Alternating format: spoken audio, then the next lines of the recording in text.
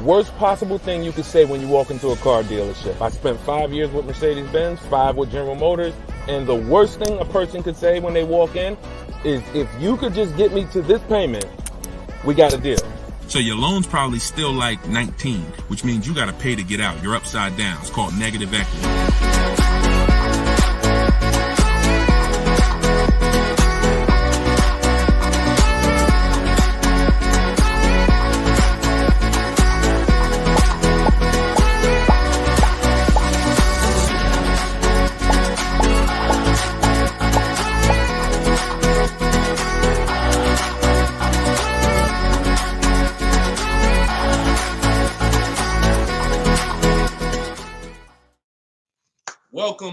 Welcome to episode 4 of Car Shopping Questions and Answers. We are live on 4 platforms: Instagram, YouTube, TikTok, and Facebook. Okay, we already got people asking questions on TikTok. As you come in, we do these shows at 12. Hold on, I want to give my camera time to focus because I'm doing a lot of moving. We do these live shows, it'll focus in 1 second, at 12 p.m. and 3 p.m. Eastern time. Hold on, I'm out of focus. There we go. 12 p.m. and 3 p.m. Eastern time. Now, we broadcast these shows throughout the day because a lot of people can't make the live broadcast. You want to tell your friends about it. If this is your first time with us, you've never been on a live with us before. Oh, wait, hold on. They're saying that hold on, can't hear. No sound. All right, hold on. Let's see. How about that? We're good on TikTok? Let me make sure we're good here on, give me a clear if we're clear on Facebook now. Give me a clear. We always got to do the housekeeping, y'all, and I need your help. Before we get busy, let me know audio is good. I see we're clear on TikTok. How are we on Instagram, on YouTube, on Facebook? All right, perfect. I see the thumbs up just came through. Okay, so this is episode 4. We do these live shows 12 p.m. Eastern time and 3 p.m. Eastern time. So you'll see the broadcast throughout the day, but if you want to actually be live with us, then you want to join us on any of the 4 platforms at one of those 2 times: Monday, Tuesday, Thursday, and Friday. So we are live. My name is Deshone the Auto Advisor. I am the author of the digital book, Cars from Home, 7 Steps to Saving Time, Money, and Avoiding Dealerships. You can get your copy for 75% off during the show over the next 30 minutes in my TikTok bio, in my Instagram bio, or I'm going to put the banner up here. You can go to deshonesbook.com. We have a link in the comment. We have a comment link in the comment section. So I want you to start typing your questions. We get very, very busy. Have your notes ready. Be ready to unlearn what you've learned about cars, because we get below market deals, and that should be your only mission when you are car shopping, is to get below market deals. All right. Now, one thing that I want to discuss. Okay, matter of fact, let's go. Go ahead, throw that up. Let's go to Frankie's question.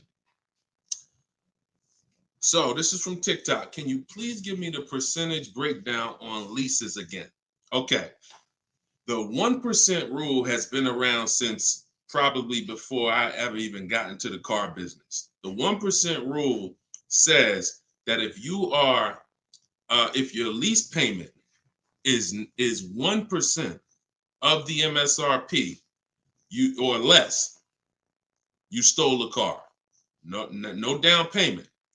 So I had a 2018 Jeep Grand Cherokee. It was a $35,000 vehicle. My lease payment was $330 a month. That was under 1%.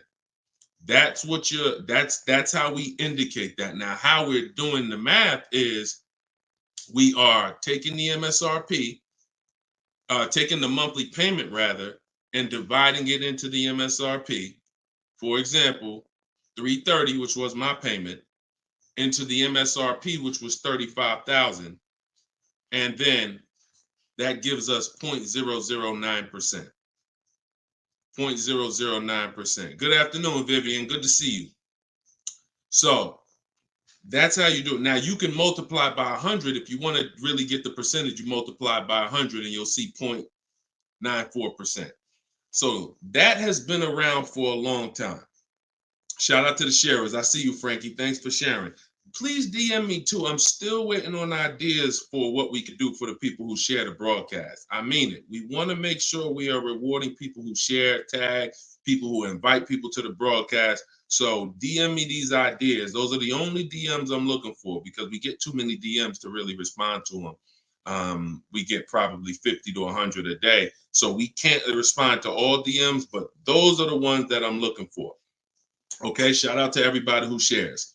Now, that's been around for a long time. That's how you know you stole the car.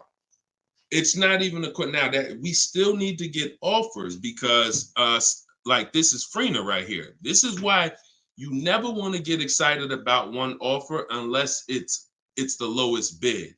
Here's why. Freener, she just got a, hold on, I'm putting it up here on the screen.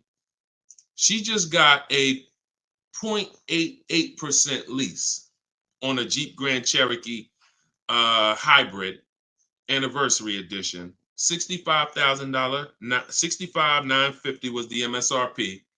Her best bid was $579 a month. She's in the video library. She has what we teach. Getting bids. See, so sometimes you could look and be like, oh, this offer looks really, really good. Should I take it? Not if it's not the lowest bid. It must be the lowest out of at least 5 offers. Because what I always tell you is 80% of dealers are overpriced. They're going to overcharge. So that's how you know if you won. Now we had to come up with something. When I started teaching people about leasing, I said, oh, shoot, some of you going to go out here and you've been buying your cars and you're going to walk into dealers and you're going to get a lease and you're going to think it's good because you're still paying less than somebody who actually bought. But we had to come up with something that was showing you when you were overpaying for a lease. And so I started doing some math because I love math. And once I worked the math out, I said, okay, how much are we paying before we're paying too much for a car we're giving back? 1% is the steal. But what's the limit? And I started looking at how cars depreciate, how much car, if you bought it, how much the car would depreciate. And I came up with 1.5%. So when we look at the same vehicle that is, let's say a $40,000 vehicle, for example, 1% is $400 a month or less. 1.5% is $600 a month. Now, what you look at is the total you're paying over the 3-year lease. 600 times 36 months, that's 21.6. So when you take $40,000, you add your taxes and everything, you're probably going to end up about 44. 21 is about the threshold where you're still paying less than if you had bought. You're still losing less value, but and you're tying up less money. But at the same time, that's the limit. Above 1.5%, there's no value in this lease anymore. And that doesn't mean we go buy the car. That means we look at competitors because competitors do offer more aggressive lease pro. Every single vehicle, you guys, and there's over 400 of them, has a different lease program. Sometimes even the trim level is different. The Touring has a different lease program than the Limited. So we don't deal with overpriced leases. And so that's why I created the 1.5% rule. That's how it became to be, based on the fact that I knew a lot of people, as they unlearned that bad advice about leasing, as I taught it and as they heard it from other people, they were going to go and get leases. And it's important that you know when there's no value in a lease and you shouldn't be accepting a lease. And that doesn't mean, and look, let me be very clear. That does not mean, that's why I explained the first part of this question, of this answer. You don't walk into a dealer and say, hey, I'm trying to get under 1.5. You don't walk into a dealer and get a lease quote and then you say, hey, well, look, I got to be under 1.5%. No, you're doing this wrong. Again, my mindset and what I'm trying to get you to use is Cars from Home, where you should be, the only reason you should be in a dealership is to test drive cars. if you're buying new cars or leasing. Test drive, you're in and out of there in 20 minutes. The next time you're back in a dealer is another 30 minutes to pick up your car if they don't deliver. That is the only reason. We never talk numbers in a dealership for a new car or a lease. Are we clear on that? These are rules where it's like, if you want to use what I teach, and I want you to use it so that you can get the results that Frina got, that Danielle got, that we've worked with over 8,000 people in the last since 2021. I want you getting those results. And in order to get them, you got to know what the boundaries are. Deshone says we never talk numbers in the dealership because you have no leverage there. Your leverage is at home, in control, communicating with multiple dealers, and where you can't get emotional. Okay? Clear? So that's the 1% rule, and that's the 1.5% rule, Frankie. Great question. Okay, shoot the next one in, Dolan. Great question. All right, this is Tony on Facebook. And remember, look, y'all, we are live right now. So some of you have seen the rebroadcast, and you're like, Deshone, okay, this is 3 p.m., 12 p.m., we're live. Okay, so this is the time to ask your questions. You're not watching the rebroadcast, and this is also the time to tag a friend and make sure they're here so they can get their questions answered. Shout out to the sharers.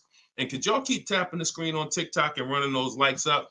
This gets TikTok's attention and gets more people over here because we got to do this together. All right, Tony from Facebook says, hi, my lease is up in a month. I wrote to get 3 quotes from dealers. I only got 1. That's normal. The other 2 are taking their time. That's normal. I have a third-party restriction. Should I wait for the other 2 quotes or just run with the 1 quote? I never run with a 1 quote, and I get 5 quotes. So you're mentioning 3. I never mentioned 3. 80%, again, a lot of what we're talking about, y'all, is math. I'm unfortunate where I have the data. I got probably 5,000-6,000 people who have my book. We probably got close to 2,000 people in the Cars from Home library in my coaching program. That's a lot of data to prove that it's 80% that are overpriced. That's 4 out of 5. So the reason why we must get 5 quotes is because 4 are overpriced. So 3, not enough. Now, if you're doing this manually, this is still easier than you walking into a dealer doing it by phone. But at the same time, I do online. I go to their website. We are connecting with dealers through their website. You don't want to do this with third-party websites that say, hey, we could connect you with multiple dealers. You don't want that because now they're trying to sell your information to the dealers, and this is not what you want to do.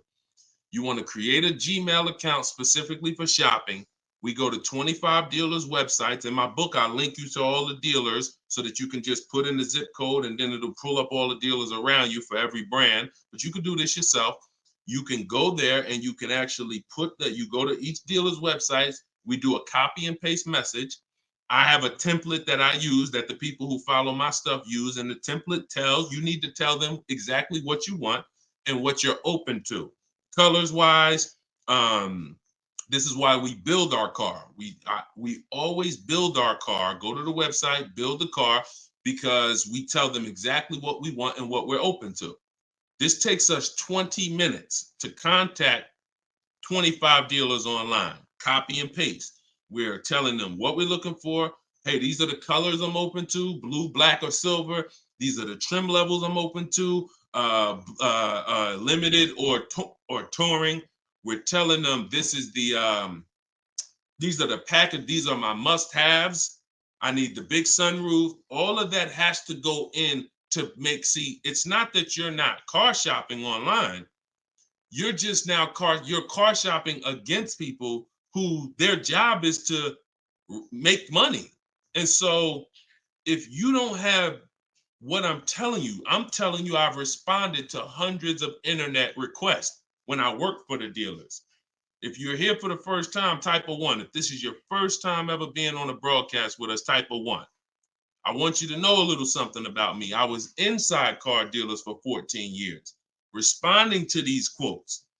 So The reason why I'm giving you the exact strategies is because I know there's so many things that you're not trained to give the dealership that they need. They can't give you a quote without it. They can't shop correctly, without it. Okay, shout out to the first time people. Could everybody type welcome to the first time people? If you've been on here before, type welcome to the first time people. Now, once you give them that information, you're copy and pasting that. Copy, paste, copy, paste, copy, paste. You're doing that with 25 dealers. And then that creates the conversation to see where the dealers are actually coming, where the deals are coming from. But you need to see who has a car first. You need to see who has a car first. So, oh, you're talking about selling the lease. Okay, you're earlier in the process. Understood, Tony. Okay, perfect. No, just talk to another used car manager. And you want to have conversations because one, your car is worth different things to different people. You need at least 3 for that. You're on point. Yes, 3 quotes for your lease buyout. For your old car from 3 different used car managers. And if the 2 are not getting back to you, then just move on to other ones.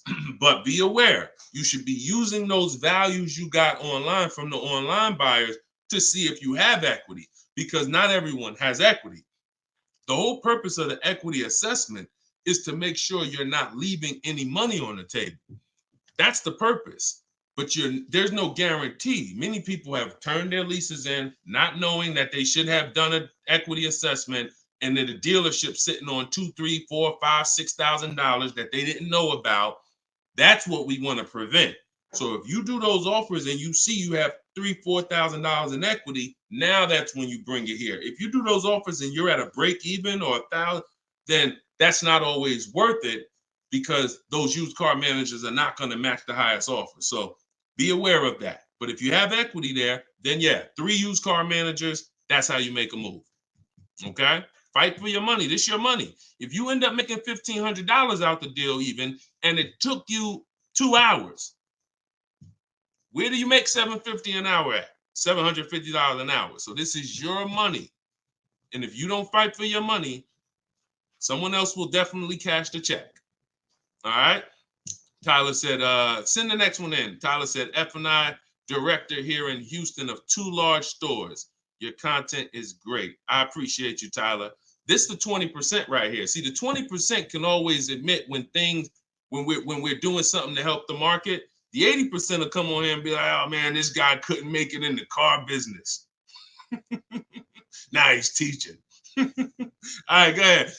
Shoot the next one up, Dolan. This one's from Facebook. What's up, John? Instagram, y'all not typing enough questions. And Instagram, just so you know, the easiest platform to share on is Instagram, because you hit that little arrow, it looks like a paper plane, and it'll let you go down your Instagram friend list and send this broadcast out to probably 10, 15, 20 people. Okay? Don't cheat your friends. All right? Shout out to the sharers. John from Facebook says, is it hard to purchase with a charge-off on credit 3 years old? So everyone who has credit issues should be following Shonda Martin. She's on all the platforms, Road to 750 plus. And you should be working on getting your credit to the point where you can qualify for the best programs. And you don't need an 800 credit score to qualify for the best programs. You usually need close to 680, 690 will usually qualify you for most tier 1 leases.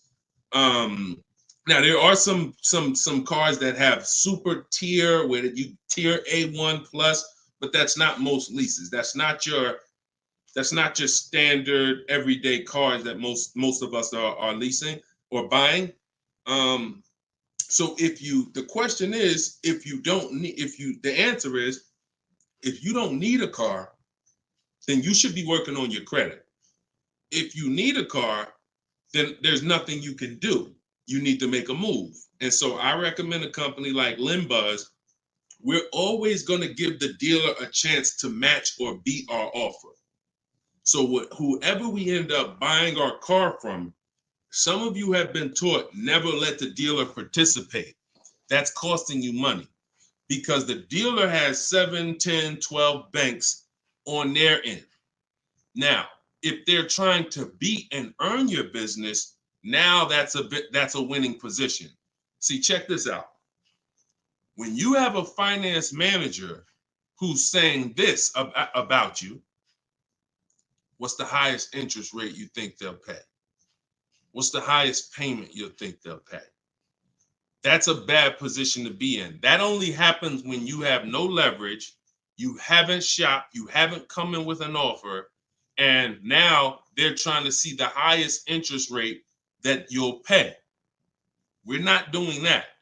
You're doing it our way, which is we're going to have we don't let anyone touch our credit until after we find our car. Now, once we find our car, get our best deal through a bidding system, now we're going to take that purchase agreement, that's a receipt. Yep, I see the questions coming in on Instagram. We got you. Hold on, Atlantis. Once you see the long form receipt, now you take this home, and this is when you're going to contact your bank, your credit union, the online lenders. You're going to go online lenders, online banks, online credit unions. You're going to let all these people have a shot at your business. If you do this within a small window of time, if you do it my way, it'll only take you 2 days. This is going to weigh on your score the same as one hard inquiry, because this is something called rate shopping. This is not going from dealer to dealer, getting turned down or putting in applications and nothing like that. This is how you rate shop correctly. I call this the bank bidding war. When you get my book, I also send you the bank bidding war blueprint. It's going to be going into my book, but I need about another month to be able to combine it. But I send you the bank bidding war blueprint. Now, the bank bidding war is 3 rounds. First thing we're doing is seeing, is there any special interest rates that the car we're buying has? In your particular case, John, with credit challenges, you're not going to qualify for that. That's okay. But we need to check that. If there's 0%, 0.99%, that eliminates our need to do anything else with financing, because no one else is going to beat that. Second part of the round starts, there's 3 rounds to the bank bidding war. The second part comes after we find our car, and it's what I just broke down. When we come home, we let all these banks, these lenders, online credit unions run our credit, and so they're bidding and submitting us their loan offers. Now, the third round is the dealer. That's when we're going to call the dealer who we reserved the car with and say, hey, I got 6.29 from this bank. If you can beat it, I'll give you the business.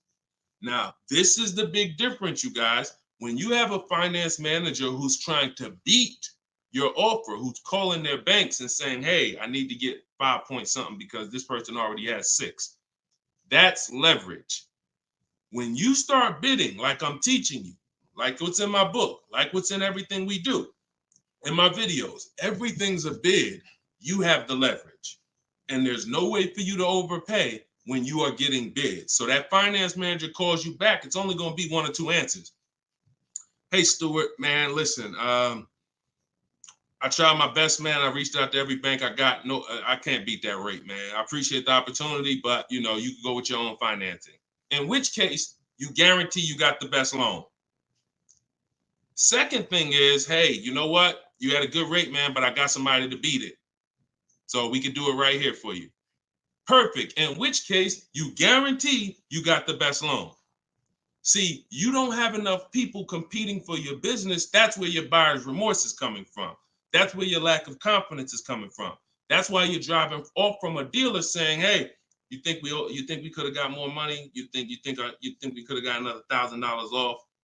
That's all buyer's remorse because you don't have enough people competing. So I want you to stop that. I want you to use what I'm telling you to do.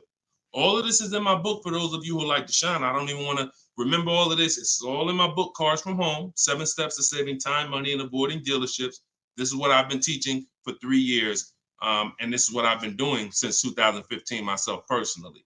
So you can get your book for 75% off. Cue up the next question, Dolan. Oh, John, in your case, though, when you get that buyer's order, you would be reaching out to Limbuzz. So after you find your best car deal, you would be reaching out to Limbuzz and seeing, what their rates would be for you. And then you would be going with, still giving the dealer the opportunity to see if they can beat it. Because once a dealer knows you got an approval already, they kind of have a little more leverage to be able to see if they can beat that approval. But in any case, even if they can't, Limbuzz is pretty generous. but we don't do this until after we find our car. Okay? Great question. Shoot the next one up, Dolan. All right, this is Gemini from Instagram. Can a dealership legally raise the price from what is being offered online? Listen, nobody's suing dealers. So it's not really about what's going on legally. It's probably more ethics than anything. And we don't expect dealers to be ethical. We don't need dealers to be ethical. They've proven that the majority of them aren't ethical. So when you're not ethical, you walk the fine line between breaking the law and not. You walk that gray area. You know, yeah, I overcharged you. I know you could have paid less, but I know, yeah, whatever. But I know I could have sold you the car for less. But I'm gonna tell you that this is the best. Like, all of this stuff is unethical, but it's legal. So when it comes to what we're doing, our job is to protect ourselves. You can't go into a car dealership expecting them to protect you. You can't go into any business transaction expecting the person you're negotiating against or the person who's selling you a product to protect you. That's why we exist, because there's no one out there. If it hadn't been done, you'd been good. If there were, even if the I think it's the Federal Trade Commission or whoever regulates businesses were stepping in to protect the public, then we wouldn't have a need for what we do. But that doesn't exist. So it's on you. It's buyer beware. It's you protect yourself. And so I provide the tools for everyone who wants to take action to protect themselves. All right? But no, we don't expect dealers to do anything other than what they've been doing. Go ahead, shoot the next question up. Let's roll. All right. Why shouldn't a person focus just on monthly payment, monthly car note? Okay, good question. Hold on. Let me make sure I can see Instagram. All right, so this one's from Instagram. Promise Tammy said, why shouldn't a person focus on just the monthly car note amount? So if we did a little math and you go, all right, if you walk into a dealer and you're looking at a $40,000 car and you say to the dealer, how much does that car cost a month? And they're smart, if they're trained, they're gonna say, well, it's not really about the car payment right now. Do you like the car? And once you say, yeah, I like the car, let's get down to numbers, they're gonna ask you, they're gonna try to figure out what you could afford. Like, what's the most you could afford? Or I can't afford any more than $450 a month. Now, some of you know every $1,000, every $5,000 on the purchase price of a car is how much per month. Some of you know. I know we got a lot of new people on here, but for those of you who've been tapped in with us, how much is every $5,000 on a car loan? So, and the reason why I give you guys this parameter is so when you look at that $40,000 car, thank you, Frankie, got it. You should automatically know every $5,000 is about $100 a month. Yep, you got it, Michael. All right, I see you. We got people tapping on every platform. Good job, Carmelo. So the reason why, see, those of you who focus on just the car payment, you are some of the people who the 80% of dealers are going to manipulate the most and make the most money on. Because when you come in, if you don't realize that that $40,000 car is in no way close to $450 a month, now you have someone who's going to try to manipulate the loan to make that car $450 a month somehow. Now, it's usually going to end with you having a super long loan. So I've had people come to me years ago, friends that would say, Deshone, what you think about this deal? I say, man, let me look at the paperwork. And I see, man, you know the loan is 96 months? Nah, man, I didn't even know that. Yeah, the loan is 96 months. What is that, 8 years? 84 months is 7 years, 96 months is 8 years. So you're out the door at an 8-year loan. Now, I'm not going to assume you know why that's bad. So I'll say that an 8-year loan leads to too much interest, and it's what it is, because if they got you an 8-year loan, it's certainly at a high interest rate, because banks know that those loans, people who need 8-year loans, are risky. People who need 8-year loan, they got to protect themselves because typically the car may have problems in the long run. When you go down, see the whole point with a shorter loan, 5-6 years. Some people want to be conservative. You take 4 years, but you want that car paid off by the time maintenance comes, by the time repairs start being needed, because cars need repairs every now and then. So you want the car paid off. They know that if we give this person an 8-year loan, typically they're probably gonna have issues around year 7, year 6, even depending on the age of the car. So the length of loan, I teach something called the rule of 72 and the 10th birthday. I will not in any way co-sign anyone getting a loan longer than 72 months, which is 6 years, because we don't have, see, what's the longest loan, a mortgage that any of you would take? Let's keep a real fast dialogue going. All of this is to really answer the question that Tammy's asking, which a lot of other people have. So we need to indicate why this makes a difference. The longest mortgage most of you are going to take is 30 years. Mortgage. There are 40-year mortgages available. There's 50-year mortgages available. No one on here said, yo, I do a 50-year mortgage. Why? Because we already know inherently anything longer than 30, that means we can't afford this house. That means we're looking at the wrong house. So we had to make sure we created boundaries so that you understand, okay, if I got to take a loan longer than 6 years on a car, that's telling me I can't afford the car. So once I get my best price, I should already be able to afford that car with a 6-year loan or less. And I combine that with the 10th birthday. So when you look at your car, you should have your car paid off by the 10th birthday. You're taking a lot of risk if you got a loan on the car past its 10th birthday. A lot of the times I was in a dealership, people came in with problems, big repairs, and they still had car payments. Car's 10 years old, 11 years old, and they still got car payments. You could run the risk of being in trouble because that car could be in the shop. Some of you have experienced this. Car's in the shop and you still got a monthly payment due every month. Now this is disaster, and that's what we're trying to prevent. That's why we don't focus on the monthly payment. When we're purchasing a car, we are only focused on the price of the car. We need to, before we even think about monthly payment, how about this? We need to make sure we're getting the car for the lowest price possible. Because some people go in and like, hey, the car's 40 grand. Well, what if another dealer will sell it to me for 35? Once I get the lowest price, then I'm concerned with what my monthly payment is going to be. So there's steps to this. But yeah, don't focus on monthly payment and just stay committed to what we're teaching, and you'll learn and you'll see why, even more information of why that's bad. But we want you to understand the numbers. Okay? Typically, you focus on monthly payments, you don't quite understand the numbers, but you will. All right, this one's from TikTok. Can you give us some tips about co-signing? Ooh, I have a very, very, very strict rule when it comes to co-signing. Now, some people, you're not going to like this. Some people will tell you this is bad advice. It's just my opinion. I've seen tons of horror stories. I've seen people walk into the dealership.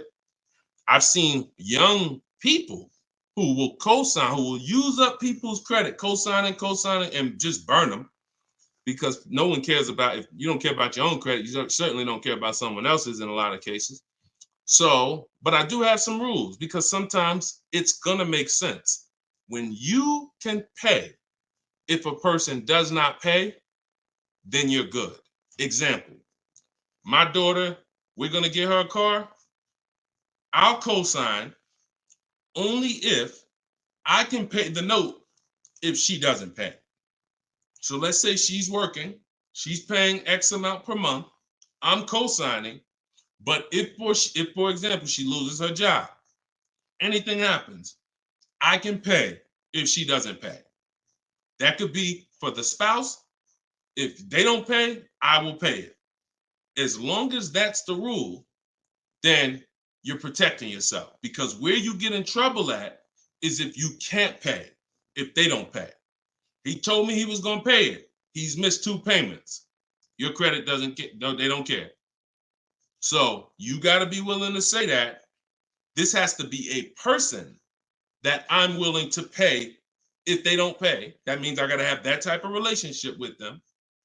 Or if I can't pay, if they don't pay, I'm not co-signing, because I cannot depend on things that will go wrong.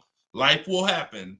And then I'm sitting out here and my credit was 700, 750, 800. Now it's 620 because they missed 3 payments and I'm struggling to get this car back from them.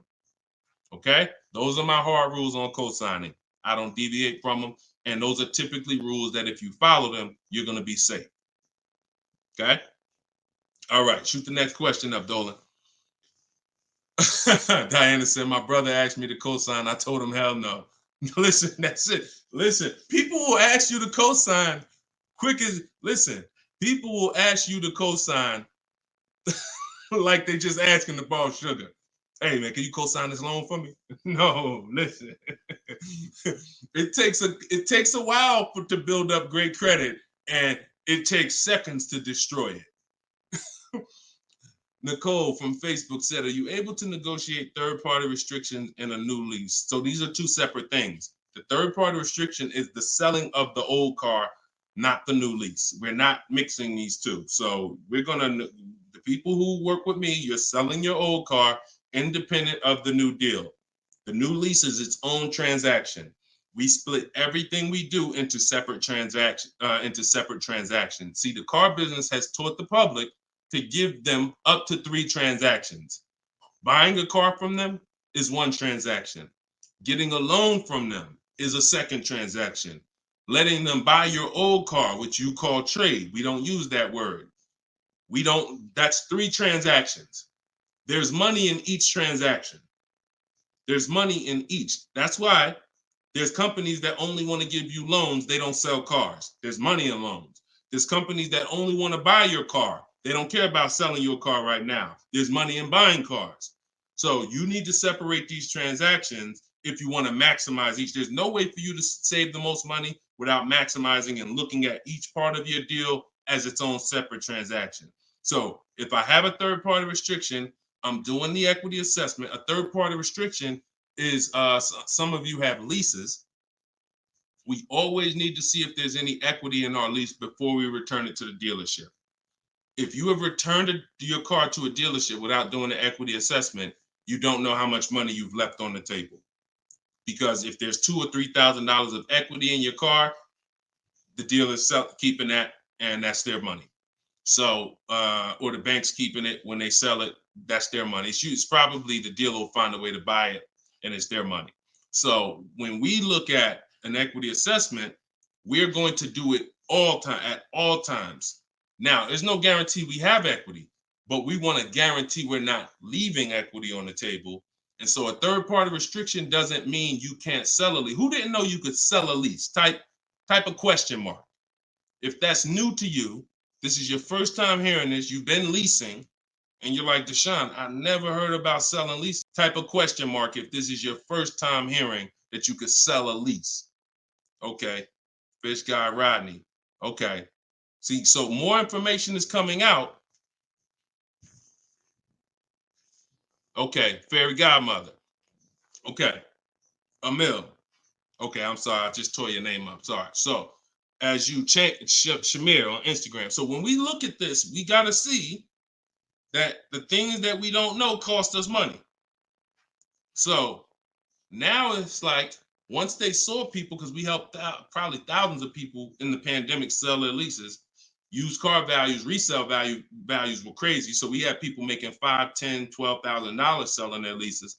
I sold my Jeep Grand Cherokee lease. I made $8,900 after I drove it for 42 months because I extended the lease and then I sold it. My mother, she drove her car. She made $10,200. Now those numbers don't exist anymore because values have come back down. But there's still people who are going to make 3, going to make 2, going to make 4.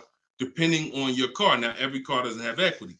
But when it comes to the third-party restriction, they don't say you can't sell. They limit who you can sell to. You must sell to a local used car dealer. To a local dealer of the same brand.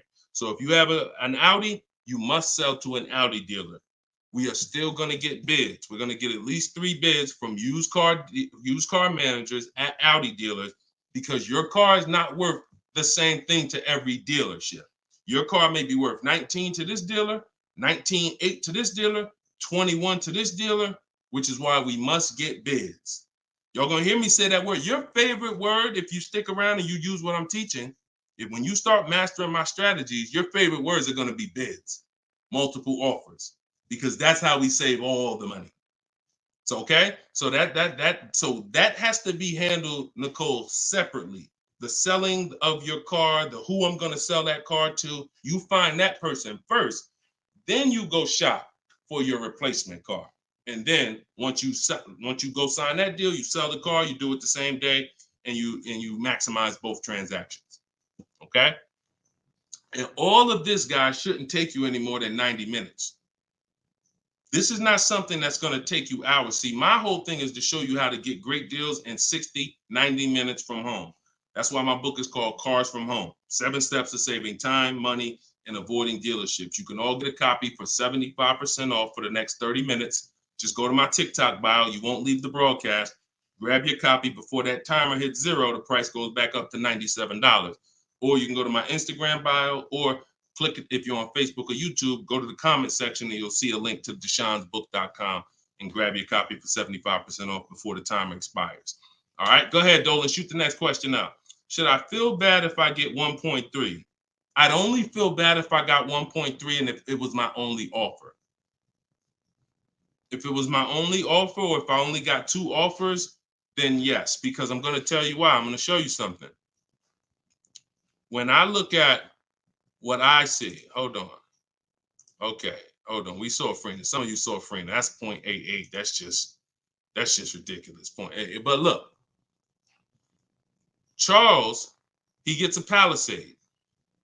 He's paying $48,000 vehicle. His best offer was $597 a month, 1.23. Now, look at and sometimes people who are getting phenomenal, who are looking at cars that are super, super popular, they'll go a little further, and he reached out to 35 dealers. Now, I want you to pay attention. Some of you, the average person only shops 2 dealers. My strategy is I teach 25 to 5. But once you see my copy and paste system, which is in my book, I have a copy and paste system where we're on their website. You'll see that I could talk to another 10 dealers. It only take me 10 minutes to open up contact with another 10 dealers. We always use a separate email. Do not contact dealers from your personal email. I'm warning y'all. It's not going to work. You're trying to go through your work email, and then you got your personal stuff, and then you're seeing the car dealers. Don't do it. Create a separate Google email, and that's how we do it. So he said, I reached out to 3,500 dealers, got 10 quotes back. So that $597 a month, 1.23 is the best out of 10. So so I always tell you, when you do it right, you're going to see offers that are $150 to $200 a month more. That's when you know you've exposed the 80%, and that's when you know you shopped the right way. If you don't see that type of spread minimum, you haven't shopped enough offers. So that's the only time I would feel bad, GKA, is if I didn't get at least 5 quotes, because I don't know if 1.3 was the best. I'm gonna tell you a funny story too, because Freena's in our coaching program, and Freena reached out and she said she was looking at a Jeep Grand Cherokee. Get ready for the next question, but I'm gonna tell y'all, I want to hammer this home so y'all understand the importance of multiple offers and you don't get lazy, because the things I'm telling you might take another 30 minutes, 40 minutes, and they save your family $3,000. You can't put a price on. Well, you can't put a price on that. So Freena was shopping for a Jeep Grand Cherokee Limited. She comes to the group and she said, Deshone, this was the best offer on a Jeep Grand Cherokee Limited. It was like 1.2 and change. But she said, the guy that made me this offer said he has this 4XE. It's a hybrid. And he said he could actually do better on that one. She said, what do you think? And he told me what it would be. It would drop the price here. I said, if you're open to that, then you need to run your quotes again and get 5 more offers on that vehicle, because it may have a better lease program, in which case you need to open it up again. She opened it up again. That's how she got her 0.88% lease. So if she would have just said, well, this guy is getting me 1.1, I'm going to just take that, then she never would have found a 0.88. multiple offers. That's probably $100 a month difference than what the last offer, $100 a month times 36 months on this lease. You're talking about $3,600. And she did it in minutes. Once y'all learn how to do this, it's minutes. This is not hours. I'm not spending more than 60 minutes on shopping for a car. Now, that doesn't mean I'm not spending time to decide what I want.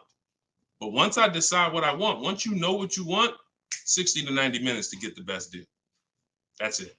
All right, shoot the next one up, Dolan. Keep the questions coming, y'all. We are live every day at 3 p.m. Eastern time. Well, not every day. Monday, Tuesday, Wednesday, Thursday, and Friday. Monday, Tuesday, Thursday, and Friday at noon and 3 p.m. So this is our live show. Okay. Throughout the day, though, you may see a broadcast and you'll know, okay, you'll still be able to get value because most of the people who are asking the questions on here are asking the same questions you would have asked. So go ahead, Dolan, shoot it out. This is Raymond from YouTube. How do you structure a lease? So the first thing you want to do is look at the car you're thinking about leasing. And we like to use a 1.25% formula estimate to see if we should be even looking at that car. Okay. So if I'm looking at a car that's $40,000, I'm doing a 1.25% estimate. I'm multiplying it by 0.0125. And then I'm going to see, 40,000. I'm multiplying that by 0.0125, and that comes out to 500. So that's going to tell me if I'm looking to be at 300, that's not the car that I'm going to be looking for in most cases. Now, we don't know if the best deal is going to be 1.25, but we're trying to estimate based on a bad deal is above 1.5. Anything above 1.5, we're overpaying for our lease. No money down. Money down comes later.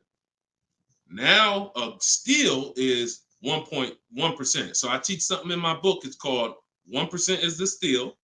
Between 1% and 1.5% is the deal. And then above 1.5% is time to chill. We don't do that. So that's the first thing. Now, once we move past that, now it's time to choose our mileage. So we're going to look at our lifestyle. We're going to see how much we drive to work, how much we're going to be driving the car. And once we come up with that, you're just doing some simple calculations. What's your round trip to work? 10 miles. How many days a week? 5 days. Okay, that's 500 miles a month. That's if you do the math. Let's say your trip to work is 20 miles round trip, and you do that 5 days a week. You're doing 100 miles a week to work. Times 52 weeks of the year, that's 5,200 miles. So I walk you through this in my book, but this is simple. 5,200 miles, and then you say, okay, well, I like to do a little leisure. I like to take a little trip down here. I go fishing, 1,000 miles away, blah, blah, blah, blah. So you're calculating what you're going to do. The easiest way to do it is to look at your old car and see what you've done. But if you don't have an old car, this is how you calculate it. You come up with, all right, I only need about 9,000 miles a year. Perfect. All of our leases, we shop our offers with 12,000 miles a year. That's your average miles. That's what we want to base our formula from. So whenever we reach out to a dealer, we do this online. As I said, everything we do is online. Once we do this, we're shopping multiple dealers and we're telling them, work us up a lease quote. First month's payment, total out of pocket. If you were on the last show earlier, we talked about we don't say down payment anymore. We say total out of pocket, TOP. Everybody who's clear on TOP, if you were on the last broadcast, type TOP. If you weren't, TOP is total out of pocket. That means only thing I'm giving you for this offer right now is my first lease payment, and I'm driving off. Total out of pocket. We're not saying down payments anymore. Okay? So now, we're structuring our lease with first month's total out of pocket, 12,000 miles per year, and that's how we're sending the offers out to the dealers. All online, all copy and paste. These are all templates I have, but I have templates where you just fill in what you want, blah, blah, blah, all in my book. There are links, there's templates, but if you're going to do it your way, that's fine, but this is how you do it. And you can sit in your computer and just copy and paste. And now you're looking to get 5 quotes. That is the mission. 5 quotes, and that's it. That's how we structure our leases. Once you're done and you get your best quote, Now that's when you adjust your mileage. So once you identify the best dealer, the winning bid, now you're going to say to that dealer, hey, can you adjust the offer to 10,000 miles a year? Can you adjust it to 18,000 per year? Can you adjust it to 25,000 per year if you're a high mileage driver? And you adjust it from there. But that's it. You do this over and over, rinse and repeat. Rinse and repeat. All right. Great question. Shoot the next one in, Dolan. All right. Shout out to the sharers. Thank you, Liba. I see you. Thank you so much. This one's from Preston on YouTube. What is the best way to finance a car out of state? It's no difference. It's really no difference. We're going to find the car. We're going to get the buyer's order. We're going to have them. Now, the thing about a used car, if it's a used car, we got to test drive the car. So what you may want to do is if you're picking up a car out of state, you may want to go there, lock up the car, grab a cheap hotel for the night, stay there, because you don't want to eliminate the bidding process. The bidding process is your bank, your credit union, online banks bidding, and then dealers bidding. The dealer who you get the car from, they're bidding against that. Some of you don't really understand how much money is in finance. On a $40,000 loan, 2 points on an interest rate could literally be $2,500.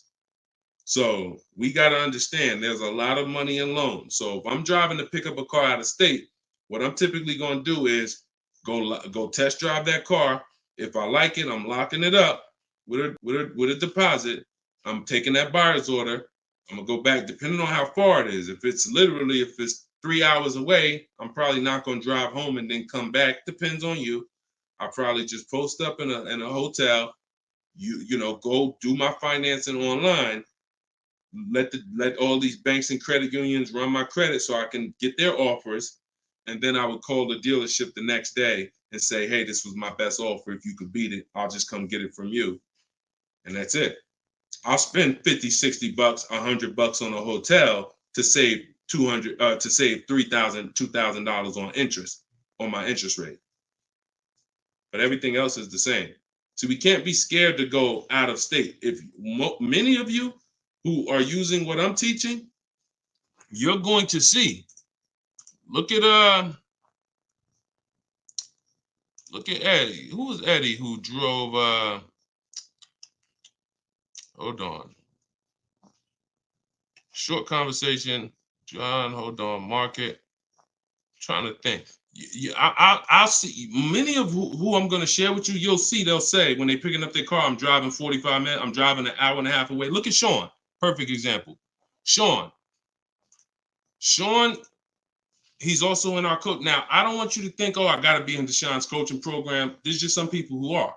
The information's in the book. We got the video library. For those of you who are like, okay, I like videos to go along with the book. That's fine.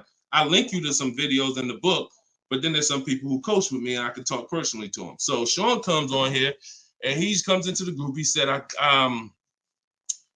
he sends this. Look at the amount. He said, I'm looking at some advice on this F-150 Lightning XLT. It's a $73,000 truck. The dealer discounted it $4,900 and then revealed that there was a $15,500 rebate. His total savings is over $20,000 off this truck. So I'm like, all right.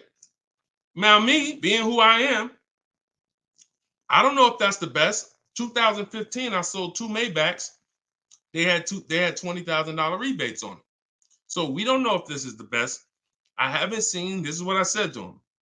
I haven't seen the other offers yet, but I'm assuming you got at least 5. You're saving over $20,000 on this with this discount and rebate, but the only way to know is to compare to the other offers. See, I'm not going to get excited about this deal until he tells me what I'm about to read to you. That's when we get excited. He said, guess I could have put a little more info on here. Yes, I got about 15 quotes. You see the difference? This is what I want you to get. BK Dollar, this is what I want you to get. Liba, this is what I want you to get. Everybody watching, the money is in multiple offers. The reason why you're not saving, you're just not getting enough offers. So he says, I ended up expanding my search to 150 miles outside my area to find this deal. He said, I couldn't find, watch this, I couldn't find anything under MSRP in that first search. So think about how I'm telling you, the local dealers know when they see your zip code, they know, okay, some of them, all right, we don't have to do too aggressive. But those dealers that are an hour and a half away, when they see your inquiry, they're like, oh, listen, this is a person we never would have saw before. What is it going to hurt us to blow this truck out? And we take a deal from one of our competitors' markets. We'd love to see our license plate frame over in their market. That's how we win. So he ends up saving over $20,000, and he doesn't mind driving 150 miles to go get that truck. Why? Because every mile he drives is dollars he's picking up. We clear on that? We clear? If you're clear on the importance of multiple offers, type clear. All right, shoot the next one up, Dolan.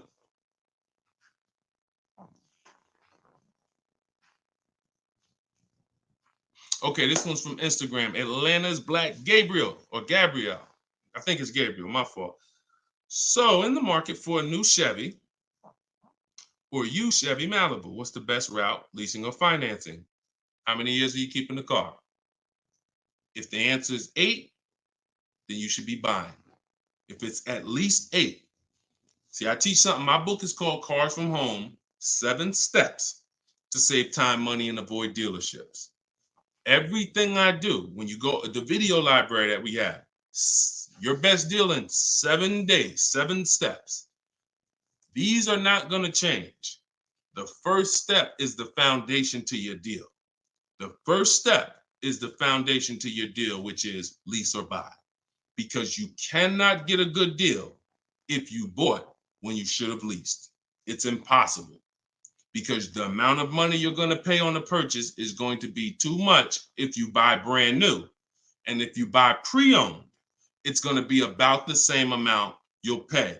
So when you buy, if you're not keeping your car 8 years and you buy a used car, 3-4 years old, and then you trade it in 5 or 6 years, you're going to pay the same amount or even a little more than someone who got a great lease deal and drove brand new vehicles. So it's all about how many years you're keeping the car. If you're keeping the car, if you're like Deshone, there's no way I'm keeping the car 8 years. That's not my style.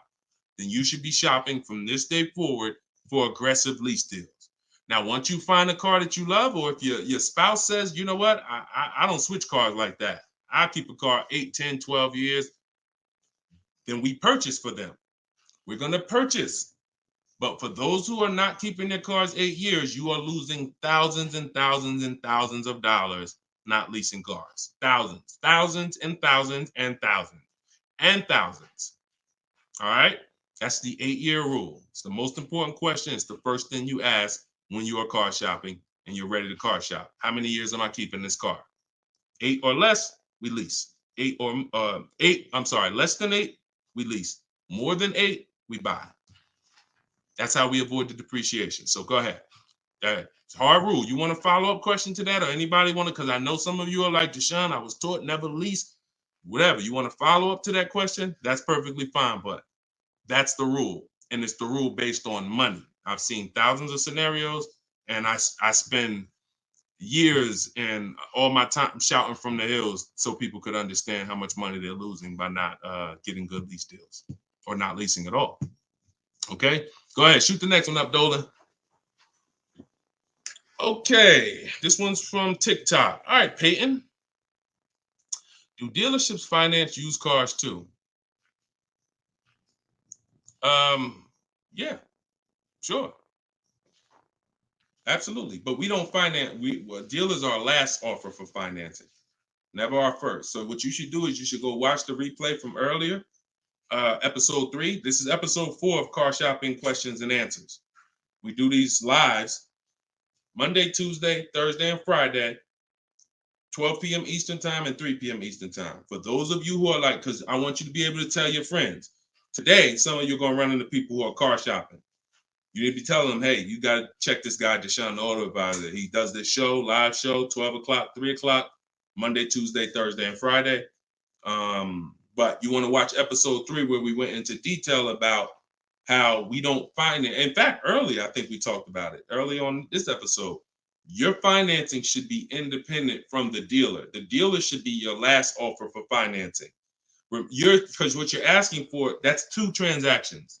You're giving them 2 transactions of business. You're giving them the purchase of a car, and then you're giving them the selling you of your loan.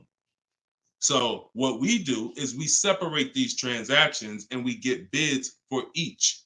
So the only way I'm dealing with a dealer, the only way you're going to be dealing with a dealer is if they've won the bid, which means if I'm looking for a used car, you won the bid out of all the used cars. Like, all right, give you an example. This is Vincent. Vincent got a 3-year-old Lincoln Corsair, premium trim level, under 45,000 miles, clean Carfax, inspection, all from the comfort of home. I'm reading what he put in our group. He was targeting to find a discount of 30 to 35% from the MSRP. This is something that no one is teaching you guys about what you need when you're purchasing a used car. If you're going to be purchasing a used car in the future, or your next car, or if you bought a used car in the past, type the letter U. Type the letter U. If you're going to be purchasing a used car, or if you have purchased a used car in the past, I'm about to give you something that you have never heard before, but it is no way for you to know you got a great deal until you start talking the way Brandon talks here. You notice he said 30, he was targeting to find something 30 to 35% from the MSRP. In order for us to know, I see you, Shelby. I see you, Emma. I see you, Katarina. I see you, Raymond. Okay, perfect. Atlanta's Black Gay. All right, a lot of people. Okay, so when you are shopping for a used car, let me tell you a story, give you an example, all right? So I was shopping for my pre-owned Infiniti truck 3 months, a little over a year ago. I narrowed it down to 3.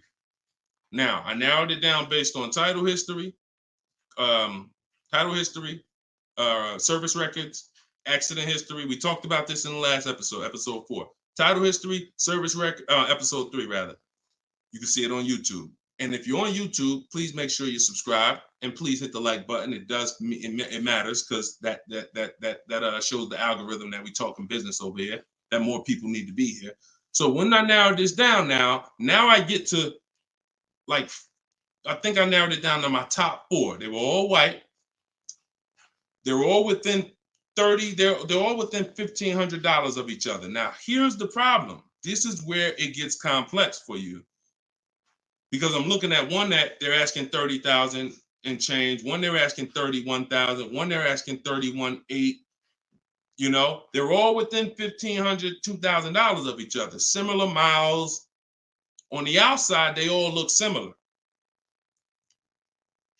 Without knowing, I created something called the true value percentage. What is the true value percentage? It's not what the website says is a good deal. It's the percentage off of what the vehicle was when it was brand new. So I pulled the window sticker for each of these vehicles. I pulled the window sticker, and what do I see? Now, I teach you how to do this in my book. I teach you this entire process, but I'm walking you through it. Exactly. I pull the window sticker. You can get it from Carfax, depending on if Carfax has a deal with that manufacturer. Carfax has window stickers. Now, what do I see? One car is 46,000 when it was brand new. Now they're asking 31 and change. Okay. One car is 48 when it was brand new. They're asking 31 and change. One car was 52 and one car was 54.5. That's the one I got. So you see how in one instance we were confused. You would be confused. You sitting here like, yeah, Deshone, that's hard because they all look the same. They all similar price. How do we know? Once we find out the original MSRP, not only do we find out what the original equipment is that's in the vehicle, which is helpful. I wanted to know this is an edition 30, got all these special features. That's helpful to know too. But more important than that even is to know that that car was a $54,500 car that they were asking $31,800 for, which means I got a 42% discount. That is something we created called the true value percentage. And that's how we make sure we choose the right used car when we're ready to pick the final one. This is what we do here, y'all. If you this is why, like, this is why we've been blessed, because God knows we giving you the information you need to win with. So all of this is in my new book, Cars from Home, 7 Steps to Saving Time, Money, and Avoiding Dealerships. If you want it all in one place, you can watch the show. You can watch my free social media videos. I got hundreds of them. Or you can say, Deshone, I'm going to get this it's 75% off in my TikTok bio. It's normally $97, but you can get yours for 75% off. And you can get it in my Instagram bio, or if you're on Facebook or YouTube, click the comment section and click that button that says Deshone's book and get you 75% off for 30 minutes. After 30 minutes, price goes back to $97. So, all right, but that's the true value percentage. And that these are the things that we never buy a used car ever without looking at the true value percentage. So when you saw what he said when he bought that Lincoln, as he was targeting to get something 30 to 35% off MSRP, and he ended up getting one for 43%. So that's what you need to know. Go ahead, shoot the next one up, Dolan. Great questions today. All right, Raymond on YouTube. Does it make sense to buy an existing lease? So when you're buying a lease, all you're doing is buying a used car. That's how you got to look at it. It's a used car. It's just, it may be your car. If you're buying your lease out, it's a very different. See, what I see most times is people want to buy their lease because they don't know how to shop. Because there's deals out here. We've been making deals since the pandemic. I started our video library. We started that in 2021, November. Middle of the pandemic, when people were paying ridiculous prices over with the 80%, they were cashing the biggest check they've ever cashed in their lives. Like in their lives, they were like, and we were getting deals all since then.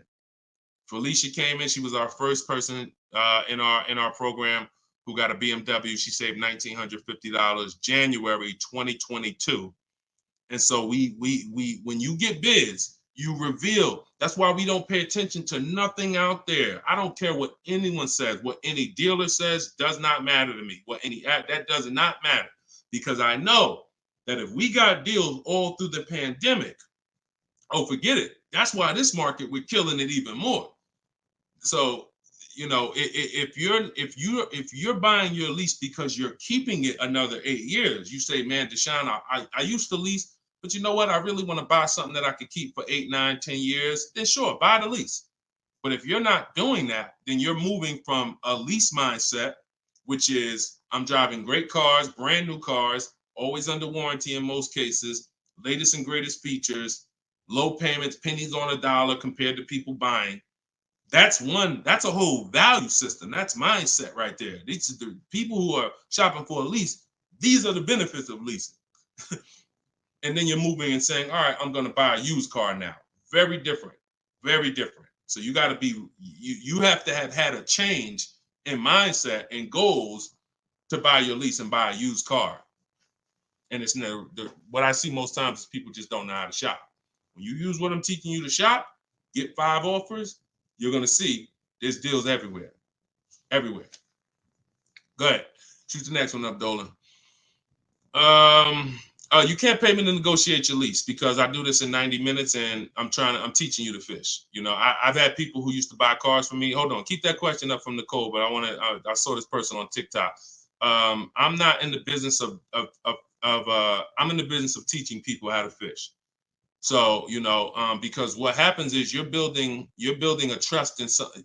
Like if you're not willing to learn what it takes to do this in 90 minutes from home, like I'm teaching you, then you are the same type of person. That same mindset will lead you to go into dealers because you're just lazy and scared. Now, I'm not saying that's you. I'm warning you to not let that be you. I'm warning you you can't pay me enough. I'm not in that business. I'm in the business of helping people all around the country. It don't matter what you pay. Of course I don't think you would ever even ask me to work for free. I'm telling you though, that's not the business I'm in, because we can help thousands of people all around the country, but you're not realizing that your transaction is a 5-figure transaction. There's nothing else in this world that you're going to give that type of control. If you were going to start a business and it was going to take a $30,000 decision, $30,000 of your money, would you ever be looking and saying, oh, could you do this for me? You see, we do things with cars because we've been programmed to do them with cars. Car dealers have made you so scared that you've been programmed to do something, but you never do it with anything else. You never do it with a house. You wouldn't say, hey, could you I'll pay you to get my house for me. I'll pay you to, start this business for me. No, it's only cars. So when you realize that this stuff is easy, that old way of going into dealers and going back and forth, see, you're thinking of the old way. You're thinking, oh, I need somebody to tag along with me. Yeah, I got Deshone sitting over there next to me. I wouldn't be there because I'm at home. Where you see me at, this is where you see me at is exactly where I got my Infinity truck. I just told you about the deal. Where you see me at is exactly where I get my cars from. I sit right here, and all the people who got my Cars from Home book, who are in the Cars from Home video library, they're all right here. Some of them in the airport buying cars. Some of them at their desk at work making deals on cars. Nobody who's learning from me is in a dealership making deals on cars. So that's the old way. And if you think that you got to unlearn that or you can't win with me, you got to scrap that. I know it's painful. I know it sucks. I know it makes you feel like you're a loser. But that's why I'm telling you, scrap that joint and do it my way. And when you do it my way, you're going to be like, oh, shoot, man, how the heck wasn't I shopping like this years ago? All right. So now Nicole on Facebook. Do you shop or negotiate differently for a car that is low in inventory or shortage? No. Now, the only difference is, let's say, and this is the reason why we connect with 25 dealers. See, in my book, I said we use the 25 to 5. We got to connect with 25 dealers. This takes us 20 minutes because we're using a copy and paste system. So if you're going to all of these Chevrolet websites and copy and pasting in their contact box, copy and paste, copy and paste, copy and paste. Now, what you're doing is you're shopping out of all those dealers' inventories. So if you only do this with 4 dealers, then you only see one dealer who has a car. And they're like, oh, well, we it doesn't seem like it's a lot of these cars out here. That's why we're connecting with 25. You saw Sean, he connected with 35. And so when we connect with these dealers, we're not just doing it to get bids. That's one reason. But we also know out of all these 25 dealers, probably 10 of them have a car that matches what I would want. And then I'm going to get 5 to 7 offers. So now let's just say we're at a mid period where the 2024s are sold out and the 2025 hasn't come in yet. Now what's going to happen is all of those dealers out of the 25, maybe 2 of them have a car, and they're going to tell you, you know what, you really need to order it. That's not because it's a low inventory. That's because you're usually in between model years, and the old one has sold out, and the new ones, they're waiting for it to come in. But it doesn't change the way we shop. And sometimes we will order. If I'm purchasing, I'm more likely to order because I'll get bids, and then I'll take the car. But if I'm leasing, we're less likely to order because we don't know what the lease program is going to be. See, I could get a dealer that discounts the car for me $3,000. We had a person in our group, and they were getting a new BMW X4, the X4M, like the performance edition. We had a dealer, their best bid, the dealer was taking off $3,000 off MSRP. So, but the lease program is what we didn't know. And once the car came and they put the lease program on it, we saw that it was over 1.5%. So even at that discount, wow, we saved $3,000. Now, if she was purchasing it, that's a win. $3,000 off, beat everybody else. So I don't mind ordering if I'm purchasing. But on a lease, I'm less likely to order because I don't know what the lease program is going to be until the car gets here. Okay, but yeah, that the process doesn't change. It just we have little caveats based on on low inventory. Okay, process is the same. Nothing changes our 7-step process. Nothing. All right, go ahead, Dolan. Shoot the next one up. All right, great questions today. We got Jermaine, Facebook. So how do you transition out of a finance into a lease? Instagram, y'all not asking a lot of questions. All right, hold on. Get blooming chosen one. All right, hold on. All right, Jermaine from Facebook says, how do you transition out of a finance to a lease? All right, perfect. So now what I like about this question, Jermaine, is you've already answered the most important question, which is how many years am I keeping the next car? That's step one in our 7-step system. You've already answered that because you've determined I should be leasing. Now the next step is equity assessment. Equity assessment. Call the bank. You don't have to worry about third-party restrictions or nothing because you're not leasing. I mean, you're not coming out of a lease, rather. So you're going to call your bank, get your payoff. You're going to take 20 minutes, go on CarMax, Driveway, Carvana, Kelly's Blue Book Instant Cash Offer, AutoCard. Get those 6 offers. That's going to tell you if you have equity, break even, or if you have negative equity. That's your next step. Don't do anything else until you do that. Okay? See, we always have to account for our current asset before we start moving forward. What happens if he has $3,000 in equity? That means he has $3,000. He could either apply towards his next deal, or he could put that money in his bank account and, maybe he leases the next car with no money out of pocket. So equity assessment always comes even before we budget, before we plan our mileage, before we do anything. Equity assessment is what we do. All right. All right, shoot that next one up. Shoot that one up from Instagram if you got it, Dolan. It might have took you a minute, but because we got it's comments from everywhere, y'all. No matter. Okay, here we go. For your calculator, why doesn't it negotiate to the lowest offer? My calculator is the best. My calculator is the best thing that exists because it takes all the offers you get. By the way, y'all, what she's talking about. And you got to be specific because I do have multiple calculators that I've created in my book, multiple softwares where you plug in stuff and it spits out so one of the calculators that I have is the counter offer calculator. So we never accept a deal until we send a counter. So what we do is we take the counters. We take all the offers we get, we plug them into my calculator. Whether it's a lease or whether it's several types. One is for leasing, one is for cash purchases and financing. Now, when you're financing, you're always getting your deals with tax and everything included, all in. So what it does is it takes all the offers, you plug them in, and then it spits out which one is the best, and it counters everyone based on the best offer. So let's just say a dealer says, I'm going to do a 1.1% lease. And then this dealer says 1.2, this dealer says 1.3, 1.5. It's not countering all the high offers based on their high offers. It's countering all the offers based on the lowest offer. Because if the 1.1% lease was presented to us, that means any of the dealer could have did it. So now we're calling out the 80% and letting them know that if this dealer offered me 1.1%, then you all could have done it too. You're just choosing not to do it, in which case that's what the 80% do.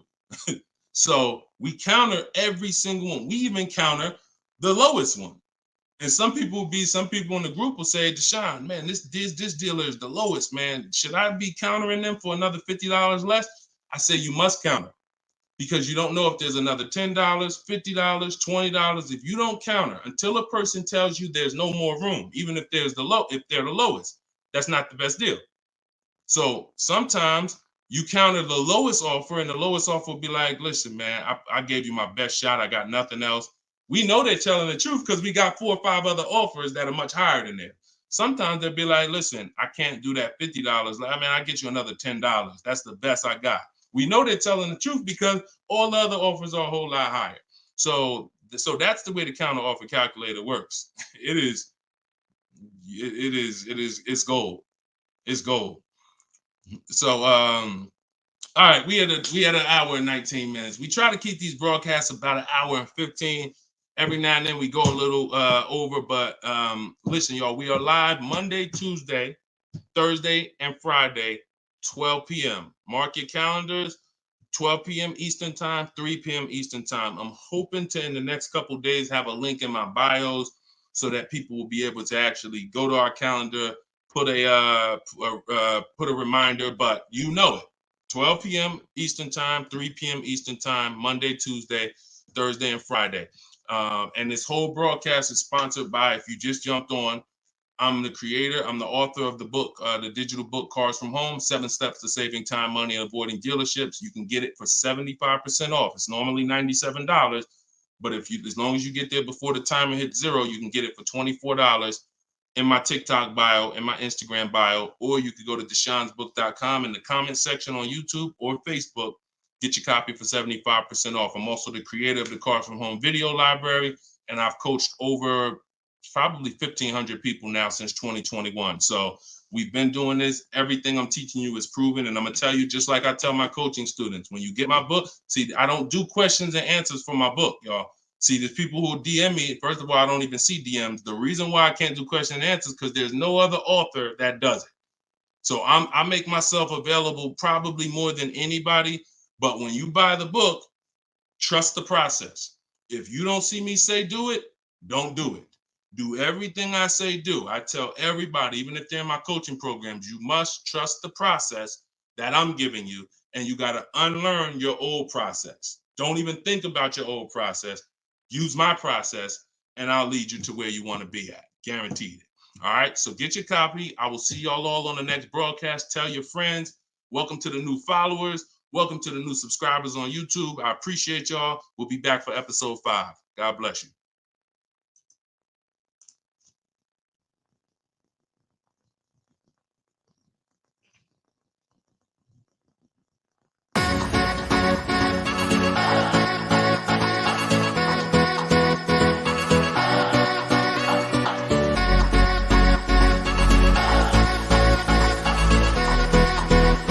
The worst possible thing you could say when you walk into a car dealership. I spent 5 years with Mercedes-Benz, 5 with General Motors, and the worst thing a person could say when they walk in is, if you could just get me to this payment, we got a deal. So your loan's probably still like 19, which means you got to pay to get out. You're upside down. It's called negative equity.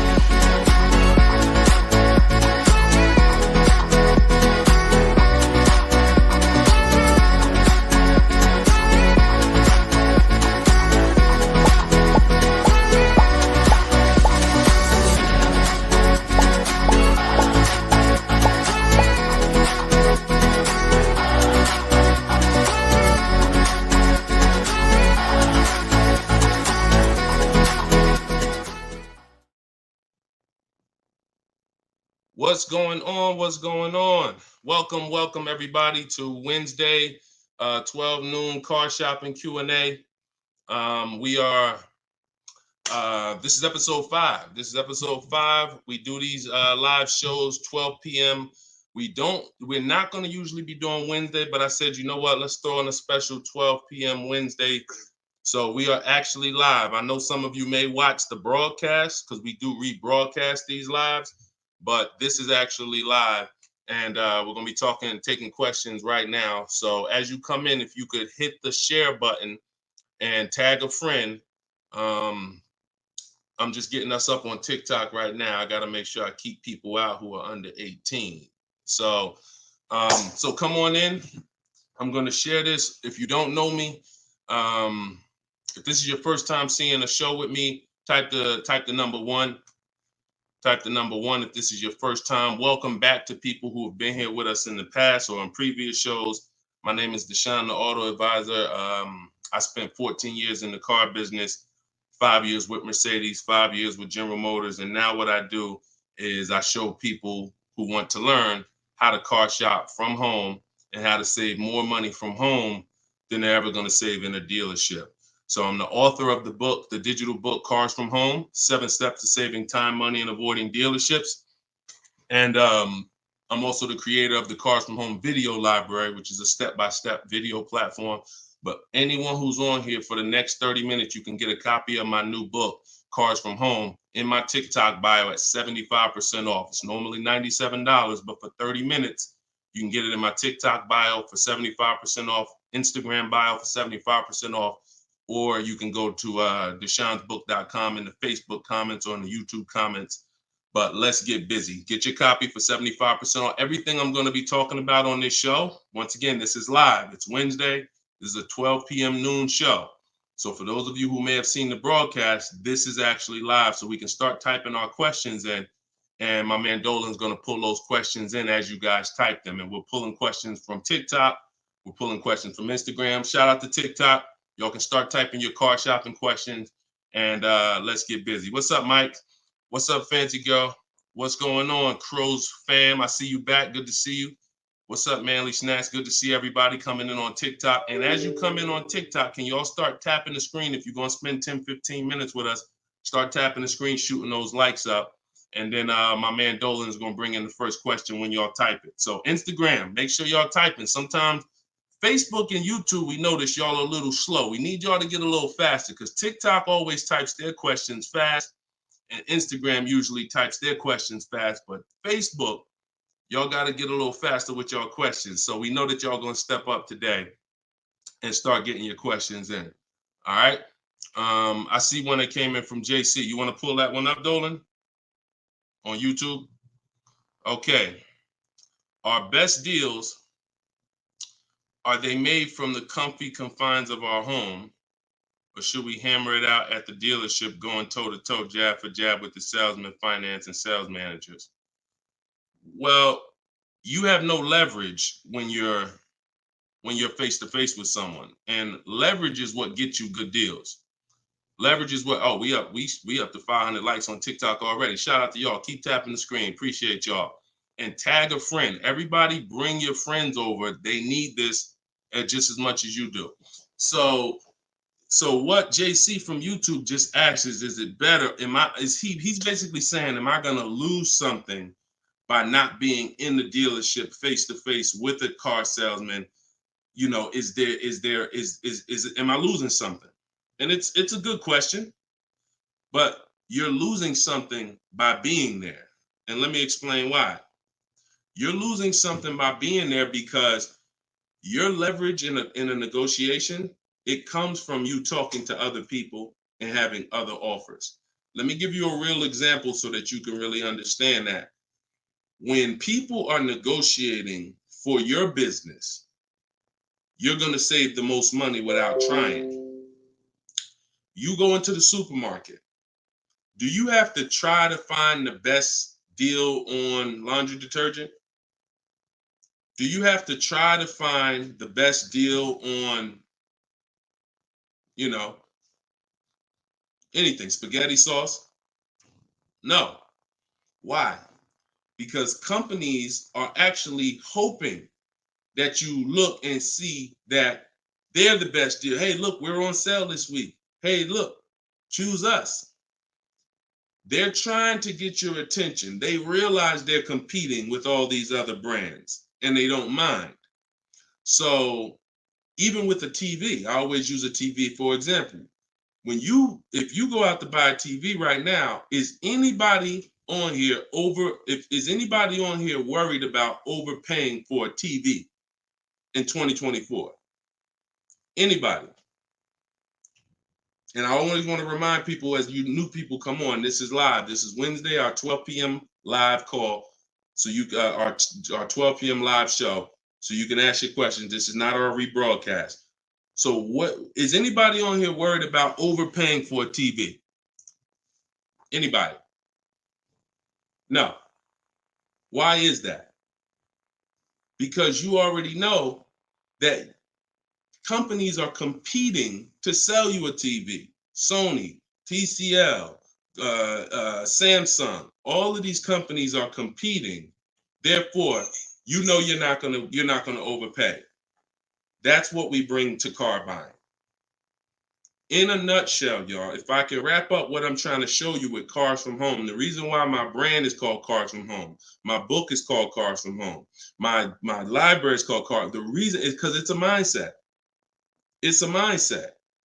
You're bringing the same mindset you would bring to shop for your TV to cars. And you don't overpay. You don't have anybody on here worried about having buyer's remorse for the TV. Look, Fancy Girl, Kiki, no. Look, RJ Newscom, no.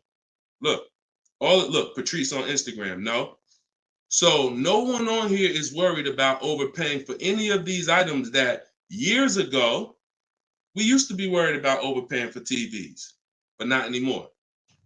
So when you start staying at home and getting multiple offers and kill your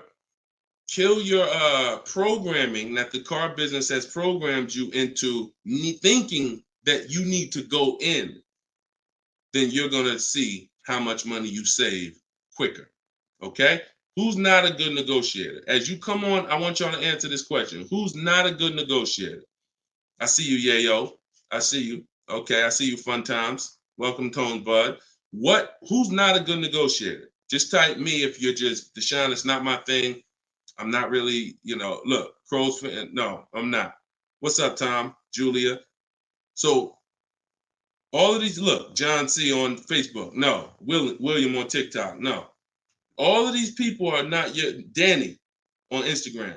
So what I want to tell y'all is you no longer have to think you need to be a good negotiator to win with buying cars. You're going to start making people negotiate with each other. And that's multiple offers. So if you're buying your next car and it's a new car, you're going to get at least 5 offers from 5 different dealers. And if you're leasing your new car, you're going to get at least 5 offers from 5 different dealers while you're at home. And if you're buying a used car, you're going to stay at home. You're going to look at the entire used car market on all the marketplaces. I teach 8 marketplaces. You need to be everywhere a used car is. These are like if you were buying a TV, to continue to use that example, you wouldn't just be on Walmart.com, but not be on Amazon. You wouldn't skip Best Buy. You wouldn't skip PC. Wherever there's a TV, you would be. It's the same thing. And y'all are going to save more money than you've ever saved, easier. This is how you take control and have your confidence, and you are empowered. Okay? So that's the answer to your question, JC. You don't lose by being at home making dealers bid. You lose by being in dealers going one-on-one. Okay, great question. Shoot the next one up, Dolan. All right, this one is Mr. Martinez on TikTok. Do they require a credit check with the request? Now, that's a good question. They'll make you think they do. Whenever somebody requests your credit for a quote, just know that that's a tactic. This is why you don't want to be in dealers talking. Remember this rule. Never talk numbers for a car in the dealership. Okay? Never talk numbers in the dealership. You want to only test drive the car. Now, it's a little different with a used car. New cars, leases, never talk numbers in the dealership because you have no leverage there. It's continuing to go back. You have no leverage inside the dealership. Now, when you are requesting your quote, you're going to the dealership site. In my book, I teach, my book is called Cars from Home, 7 Steps to Saving Time, Money, and Avoiding Dealerships. Everything that I'm teaching y'all is out of one of those 7 steps. Now, when you get to the point where you're getting offers, we're not using third-party websites because dealers pay for those leads. We don't want dealers paying any extra money to a company to get in touch with us. We want to go direct to dealers' websites. This takes 20 minutes. If you do it my way, you're going to the dealer's website. In my book, I have a link to the dealers, each brand. You put your zip code in and it'll pull up all the dealers. Now, as you go to these dealers' websites, you're doing a copy and paste. Copy and paste. And now, what are we saying in that first message? What we want, what we're looking for, when we can purchase. We're not talking about numbers yet. We just want to see who has a car. Now, once we see who has a car, now my strategy that I like you to start using, and some of you who have my book, you've used it already, is the 25 to 5. 25 to 5 is when you're connecting with 25 dealers online, and the goal is to get 5 offers. So, and the reason why we get 5 offers is because 80% are overpriced. So 4 of those 5 offers are usually going to be overpriced. That's when you know you did it right. So when we're getting our quote request, one dealer might say, oh, I can't do it without credit. One of the things we say when we're requesting quotes for a lease is assume tier 1. Now, for those of you who are purchasing, not leasing, you're going to request quotes all in. Taxes, fees, everything in. Now, there are people who are going to try to knock you off your game.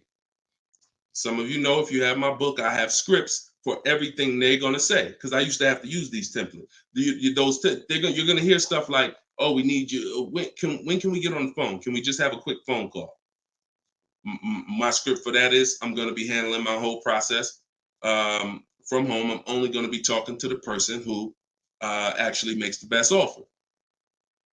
And then you always end with a question. So you will always ask. You never want to end your communication online just end with a statement, because they're trying to get you on their agenda. You're trying to keep them on our agenda, which is you're either going to let me know what car you have. Do you have a car that matches what I want?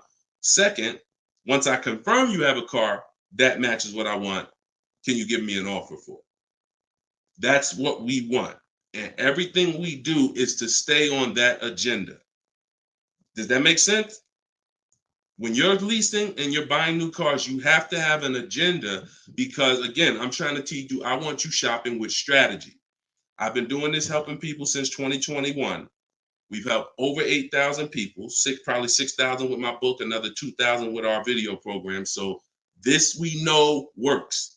I'm not telling you something that I'm hoping works for you. You just have to do it. But what you're going to have to do is stick to the agenda and realize that my only two purposes is to find out, does a dealer have a car that matches what I want? And can you make me an offer on it? That's it. And now I have scripts in my book that do that. For all of you who just came on, this whole show is sponsored by my new book, Cars from Home. And you can get your copy for 75% off.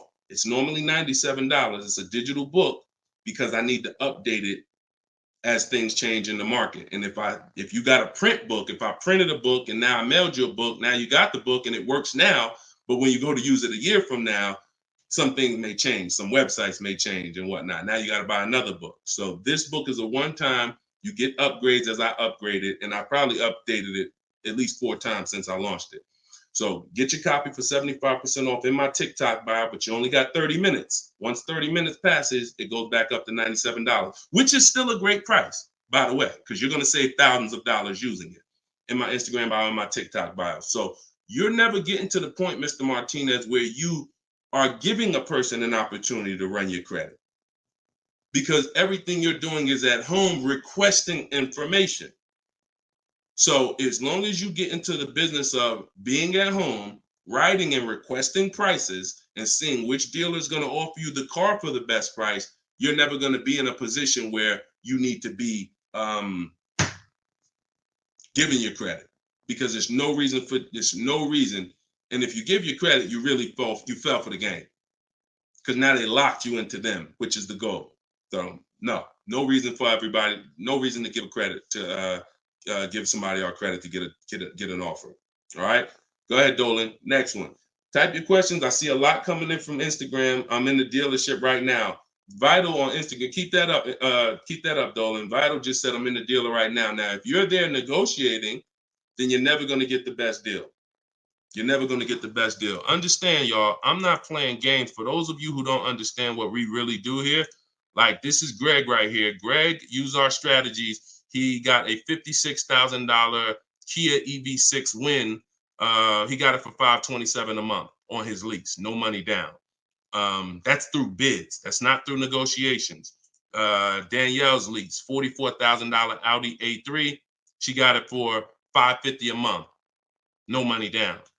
You know, this is on a purchase here. Sean bought, and some of you may have these cars and look at your payments and you're going to say, Dad, Deshone, I got that same car, man, and I ain't get that price. That's why I'm trying to tell you to listen. And like, we're not regular here. And sometimes I think, like, I'm not the public.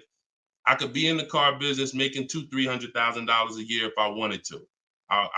This is not God's plan for me. I'm trying to give you the game, but you got to understand who I am. This ship has sailed. We've been doing this for thousands of people since 2021. If you just now here and you just finding me and you haven't used my stuff yet, like, you missed it, but understand, don't keep missing it. This Sean, he got this F-150 Lightning XLT $73,000 truck, brand new truck. He saved over $20,000 getting bids my way. And the people who learn from me, they're never going back to the old way. They're never going back to negotiating and dealing. It only take one time for you to use what I'm telling you and see how quick you buy cars and see how much money you save to realize, oh shoot, I'm never going back to that old way of car shopping again. All right. So if you want to do it, you need to leave that dealership. Unless you're just there to test drive, that's different. So Instagram, considering leasing a car, but feels like it will keep me constantly having a car payment if I choose to keep leasing at the end. Could you please explain the strategy to leasing versus financing? Absolutely. So when you're leasing, so this is a great question. Somebody said, look, if I lease, I'm going to always have a car payment. That's absolutely true. And so there's two totally different ends of the spectrum, y'all, when we look at how we acquire cars and get the best deals on them. One is a lease. My goal is to drive a new car, always under warranty in most cases, except if I'm a high mileage driver. I'm paying pennies on the dollar compared to somebody purchasing, like that same car that Greg got. He's paying $527 a month.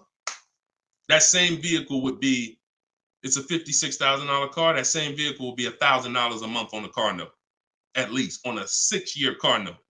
So I'm paying pennies on the dollar. I just had somebody today, he's going to pick up a brand new Kia Telluride. He got a payment of in the 400 range of $42,000 Kia Telluride. Once he negotiated it, he decided he was going to put $2,500 down because he wanted his payment where it was. But he already had a ridiculously low payment. It was like a 1.1% lease deal on a Kia Telluride. I told him, I said, you know that same Kia Telluride, $42,000, that would cost about $800 a month to purchase? He said, yeah, I know. I used to buy one. I used to buy mine. He actually had one. It got totaled. So he knows how much he was putting into that vehicle before he actually figured out he's not an 8-year person. So if you're not keeping your cars 8 years, you should be shopping for aggressive lease deals because it's pennies on the dollar. And we shop with bids because it's easy. It's fun. We're in control. And that's the way we do it. Now, the other side of the spectrum are long-term vehicles that are going to be what we call a keeper. If anybody who has a keeper in their household, type a K. If you have a vehicle in your household right now that you've had for more than 8 years, type a K. Type a K. Type a K. As you come in, y'all, if you're on Instagram, could y'all hit that paper airplane? It looks at the bottom of the screen. It allows you to share this broadcast with your friends.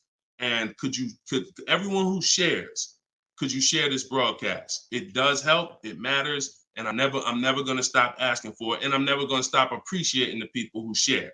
I appreciate you guys. And your friends will appreciate you more than anything, more than even I appreciate you. When you tag a friend who doesn't know me and they're car shopping, they'll appreciate you more than even I appreciate you. So, okay. All right. So we got John on on Facebook. We got Michael. We got, hold on. Let me see. Acura MDX. Rob Korn got an Acura MDX on Instagram. He's had it 195,000 miles. So these are what we call Derek on TikTok, Donald on TikTok. These are what we call keepers.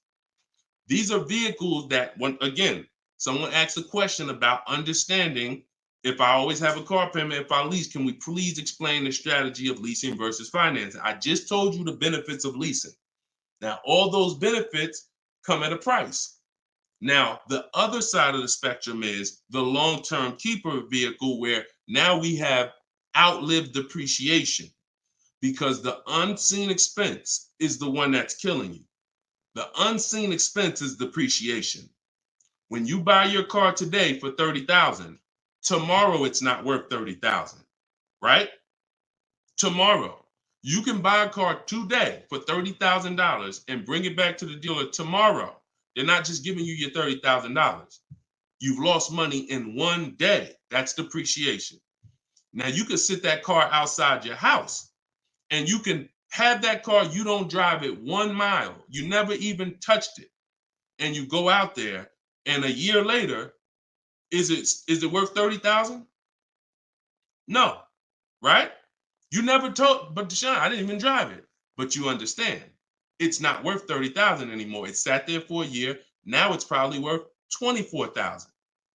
That's depreciation. So some of you have been trained to think, oh, well, I buy my cars because I don't want to pay for the mileage. What I'm trying to get you to understand is when you understand depreciation, you're going to see not only do you pay for the mileage, whether you buy or lease, you pay for the car whether you drive it or not when you buy.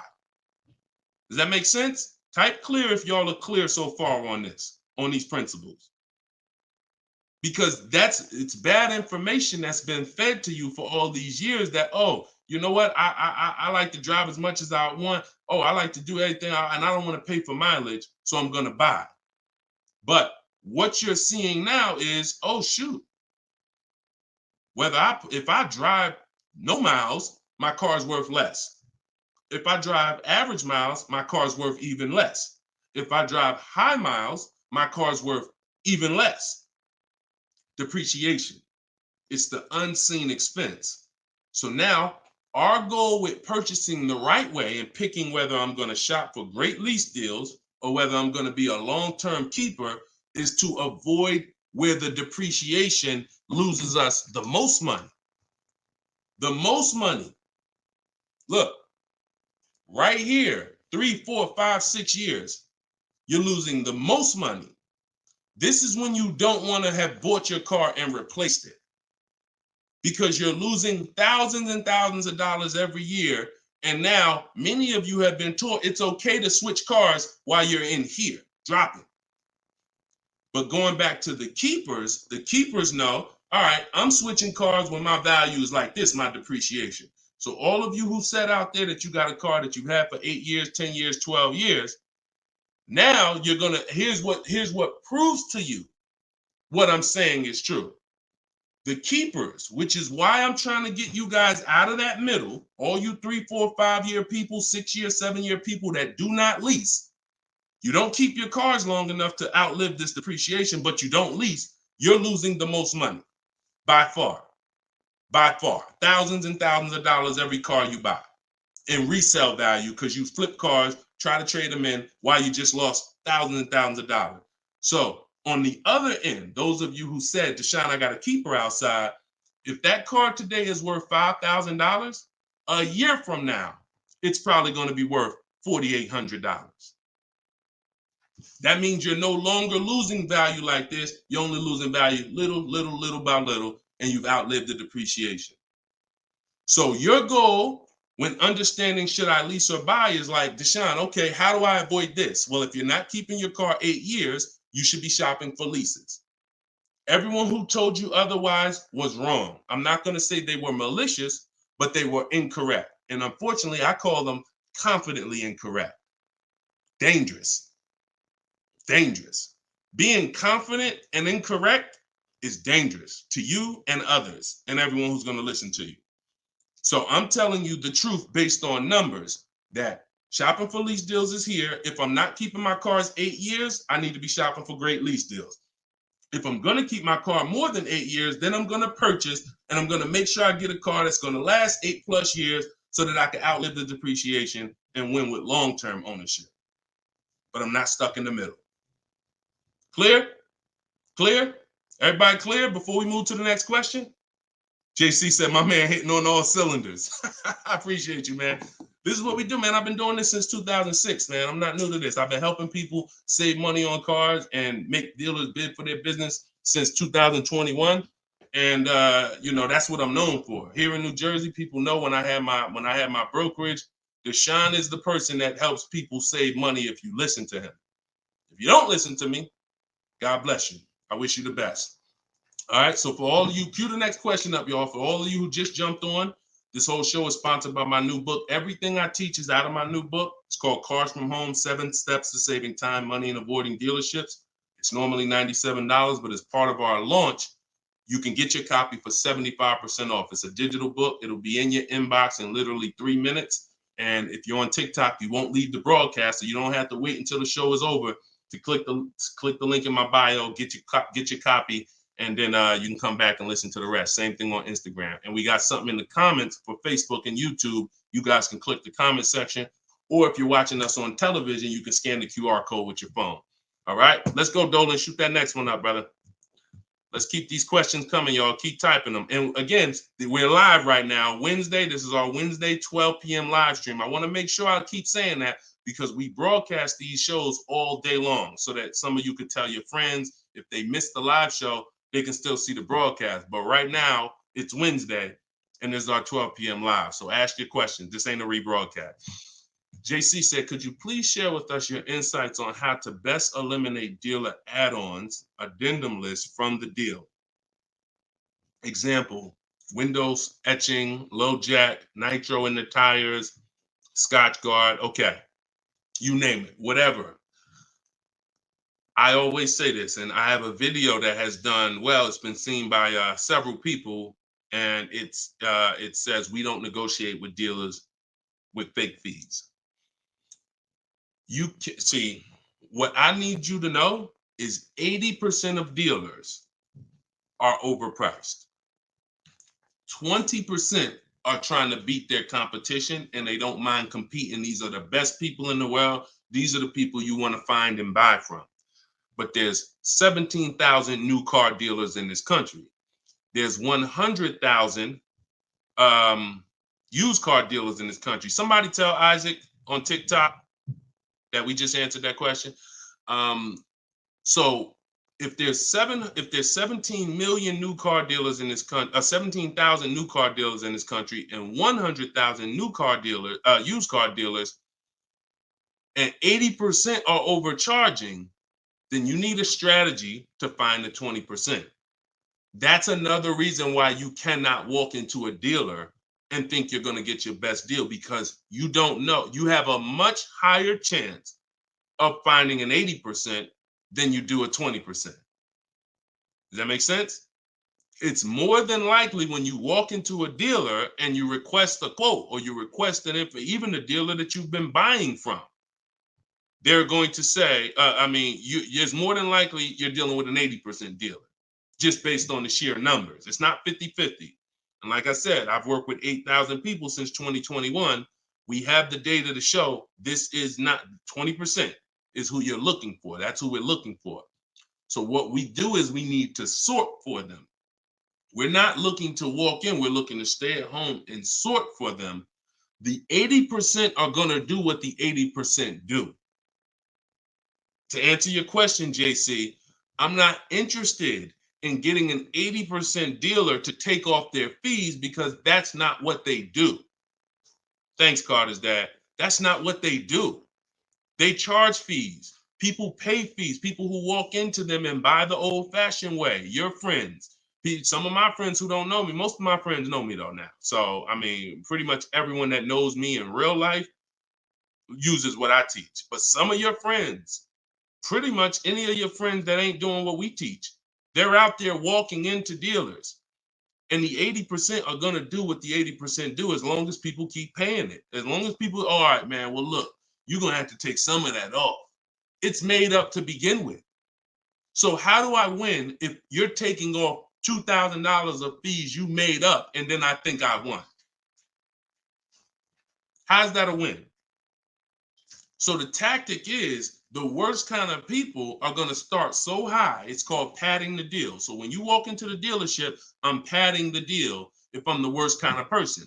If I'm somebody who I bounce from dealer to dealer, I make a lot of money, but my customer service scores are low, but I make a lot of money, so I always have a job. Now what I'm going to do is you're going to sit down, and I'm going to say, all right, which car are you looking for? Which car are you looking for, Diana? All right, Miss Roberts. All right, here's what we're going to do. Okay, so it's going to be working out about $650 a month. All right, shoot, that seems kind of high. Here's the problem when you're in a dealer. You don't even know if $650 was the right starting point. Maybe the real starting point was supposed to be $550. But I'm going to start you at $650 because I know psychologically you need to think you won. See, pay attention to this. Pay attention to what I'm telling you. Selling you a car, the way the car business has programmed you, it's not about you winning. It's about making you think you won. It's a psychological game that car salespeople are trained heavily for. So when you come in and I tell you it's 650, or when you look at that car and you see it and you're like, the window sticker says 42, but when we sit down and I say, okay, we got this fee and we got that. All right, so asking price is 45,700. And you're like, wait, but the window sticker says 42. But yeah, these are the add-ons that we have. All right, now I'm starting so high that I can take off money to make you think you won, and I still end up winning because I really didn't take off anything. So this is why we don't play the games of back and forth with fake fees.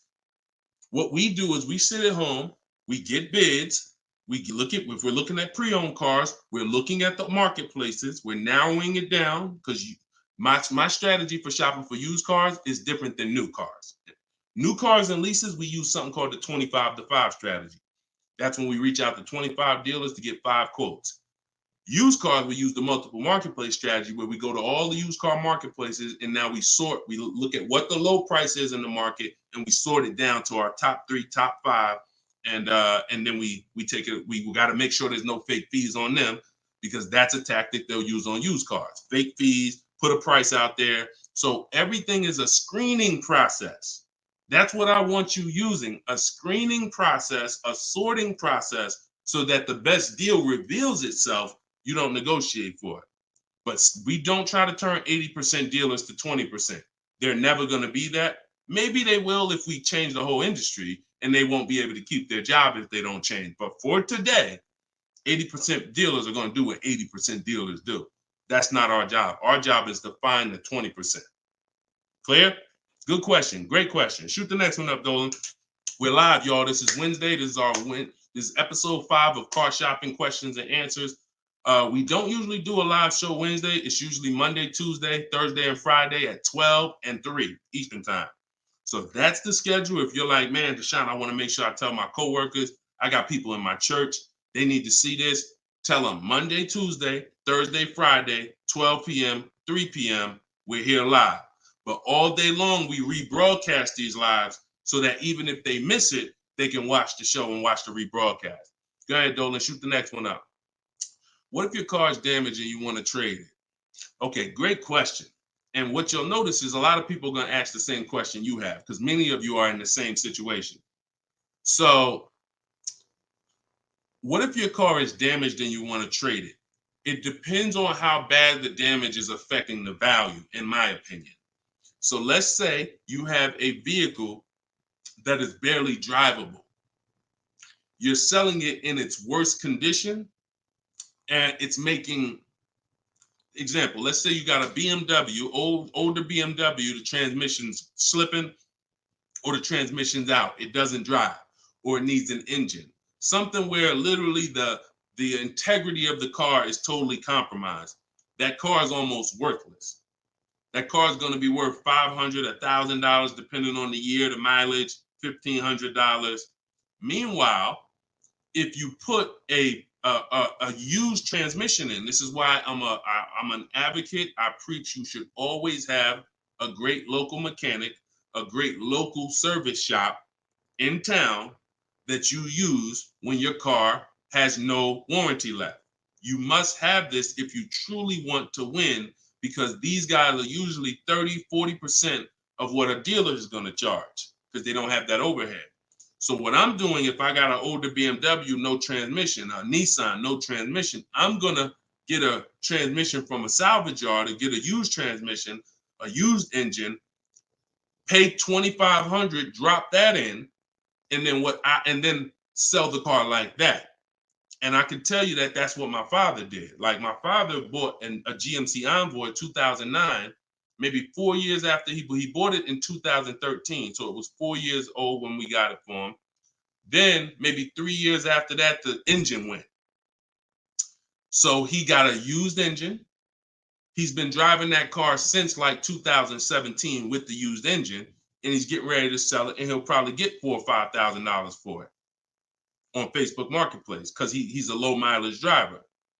So you see how literally he could have went from switching a car when it was in its worst condition taking a loss for it versus investing the right money with the right person, getting the right engine, right transmission, drives it for a couple more years, and then can still pull a couple $1,000s out of it. Y'all clear? Y'all see how? Y'all see that? Type dollar signs if you understand that. That's the win right there. Not taking the loss and saying, all right, let me just get out of this car, it doesn't drive, and just taking the L. Big financial loss. Now, if you don't have major damage, then I wouldn't say fix it. If you're gonna go and you got a couple nicks on the car, then it might cost you $500-600 to get the nicks touched up, but then the value of the vehicle only changes by $500-600. So it was really a wash. You put $500 out, the car's worth $500 more. You want to only repair stuff that when you spend the money, you get double back what you spent. I put $2,500 in, it increased the value of my car by $5,000. And that's typically my opinion and my rules on how I like to operate when it comes to damage. Yes, I'm actually live right now. And why is your name the Auto Advisor? We got the Auto Advisor on TikTok. Go ahead, shoot the next one up, Dolan. All right, this one from YouTube. Alberto Romo. My car has some equity. Dealer called me if I want to trade for a new one. Car has less than 30,000 miles. Should I do it? Who's getting calls from dealers right now begging them to come in and look and let them buy your car? Who's getting calls? Who's getting emails? Who's getting letters right now from dealers? Fancy Girl Kiki said me. You're getting calls. You're getting calls. You're getting emails. You're getting letters. Hey, Ruben, we'd love to buy your car right now. Hey, Isaac, we could get you out of your car early. Come in right now. A lot of you, right? I see a lot of you. The reason that's happening, look, he's saying lock on Instagram, me. So the reason this is happening, y'all, is because they're depending on you letting the dealer be your first offer for your car. Now, see, dealers know they're getting outbid right now. They're not able to buy as many cars as they used to because people are getting used to, I mean, it's almost a curse word in my book. We don't use this word. We don't use the word trade. And some of you who have seen me in the past, you know, we don't use the word trade. There's only one scenario where we need to trade, and that's if we have too much negative equity.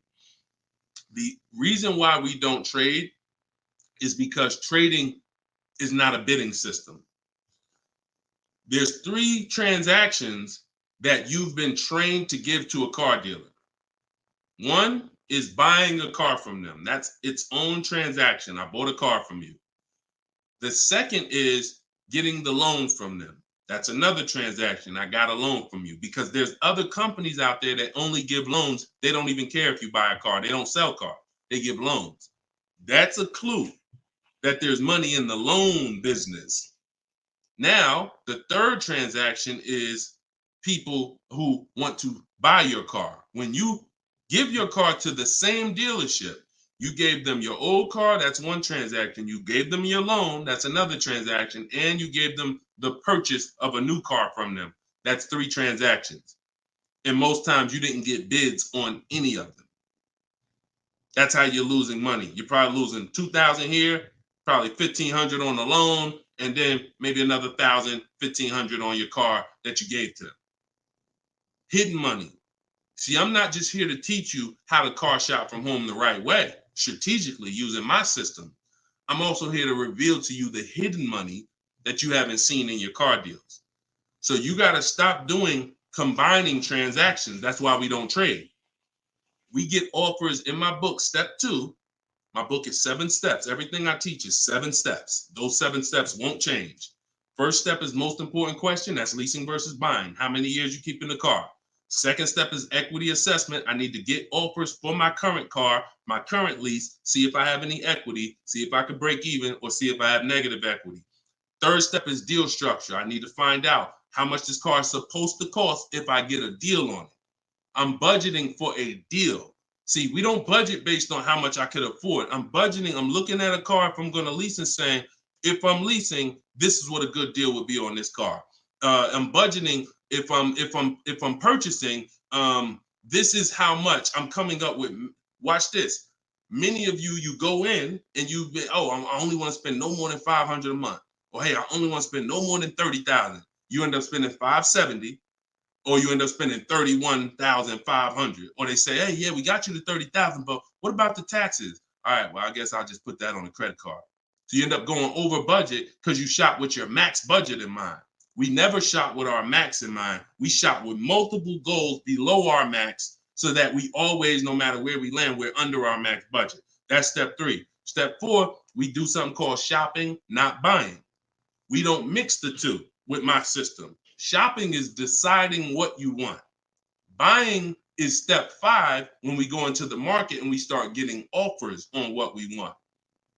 But when you get to step 5, you're in the market getting offers. Step 6 is paperwork and protection. All that paperwork that you need to know. All right, yo, do I need this product? Warranties, all of that is step 6. And then step 7 is delivery. So everything I'm teaching you falls under one of those 7 steps. And I'm trying to get you to use a system instead of winging it. If you don't wing it, you'll be fine. But step 2, Alberto, is the equity assessment, where you're getting offers to find out what your car is worth. You can give the dealer an opportunity later to beat it, but you need to know. That's why we don't respond to those. Hey, come on in. Let me look at your old car. Let me buy your old car. Hey, come on in. Let me see. You need to call your bank for a payoff, and you need to go to CarMax, Driveway, Carvana, Kelly's Blue Book Instant Cash Offer, AutoNation, Sell My Car, Car Guru, Sell My Car. Take you 20, 25 minutes to do your equity assessment, and you got real cash offers that you'll know if I have equity in my car, and you'll know these people can cut me a check in an hour. And now let me go prepare to shop for my replacement car because these companies already bid on my old car. Type clear if y'all are clear on that. That's the equity assessment. That's my 7-step system. That's why my book is called Cars from Home, 7 Steps to Saving Time, Money, and Avoiding Dealerships.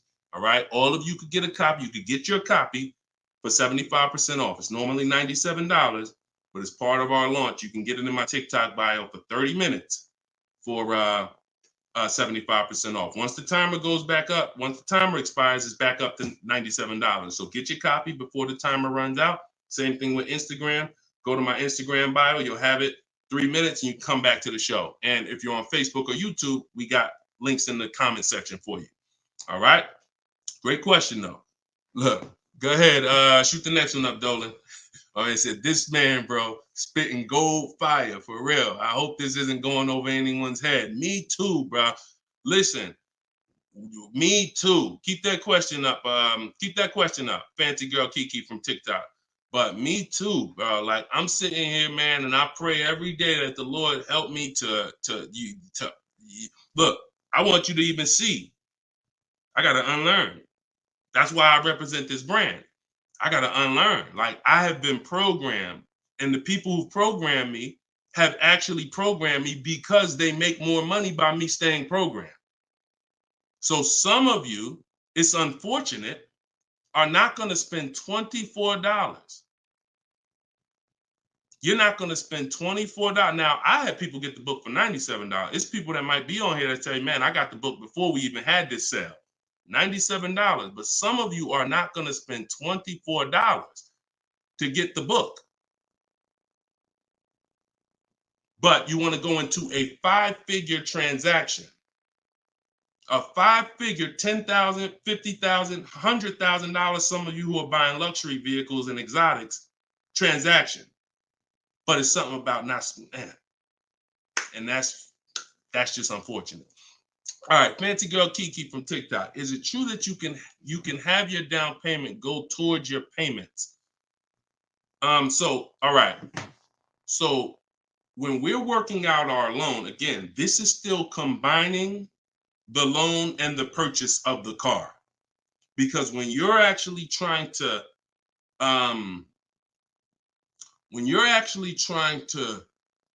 figure out and hope your down payment goes towards the payments and actually goes towards the car versus you basically just giving it to the dealership or maybe losing it to, not going to the car, you're mixing.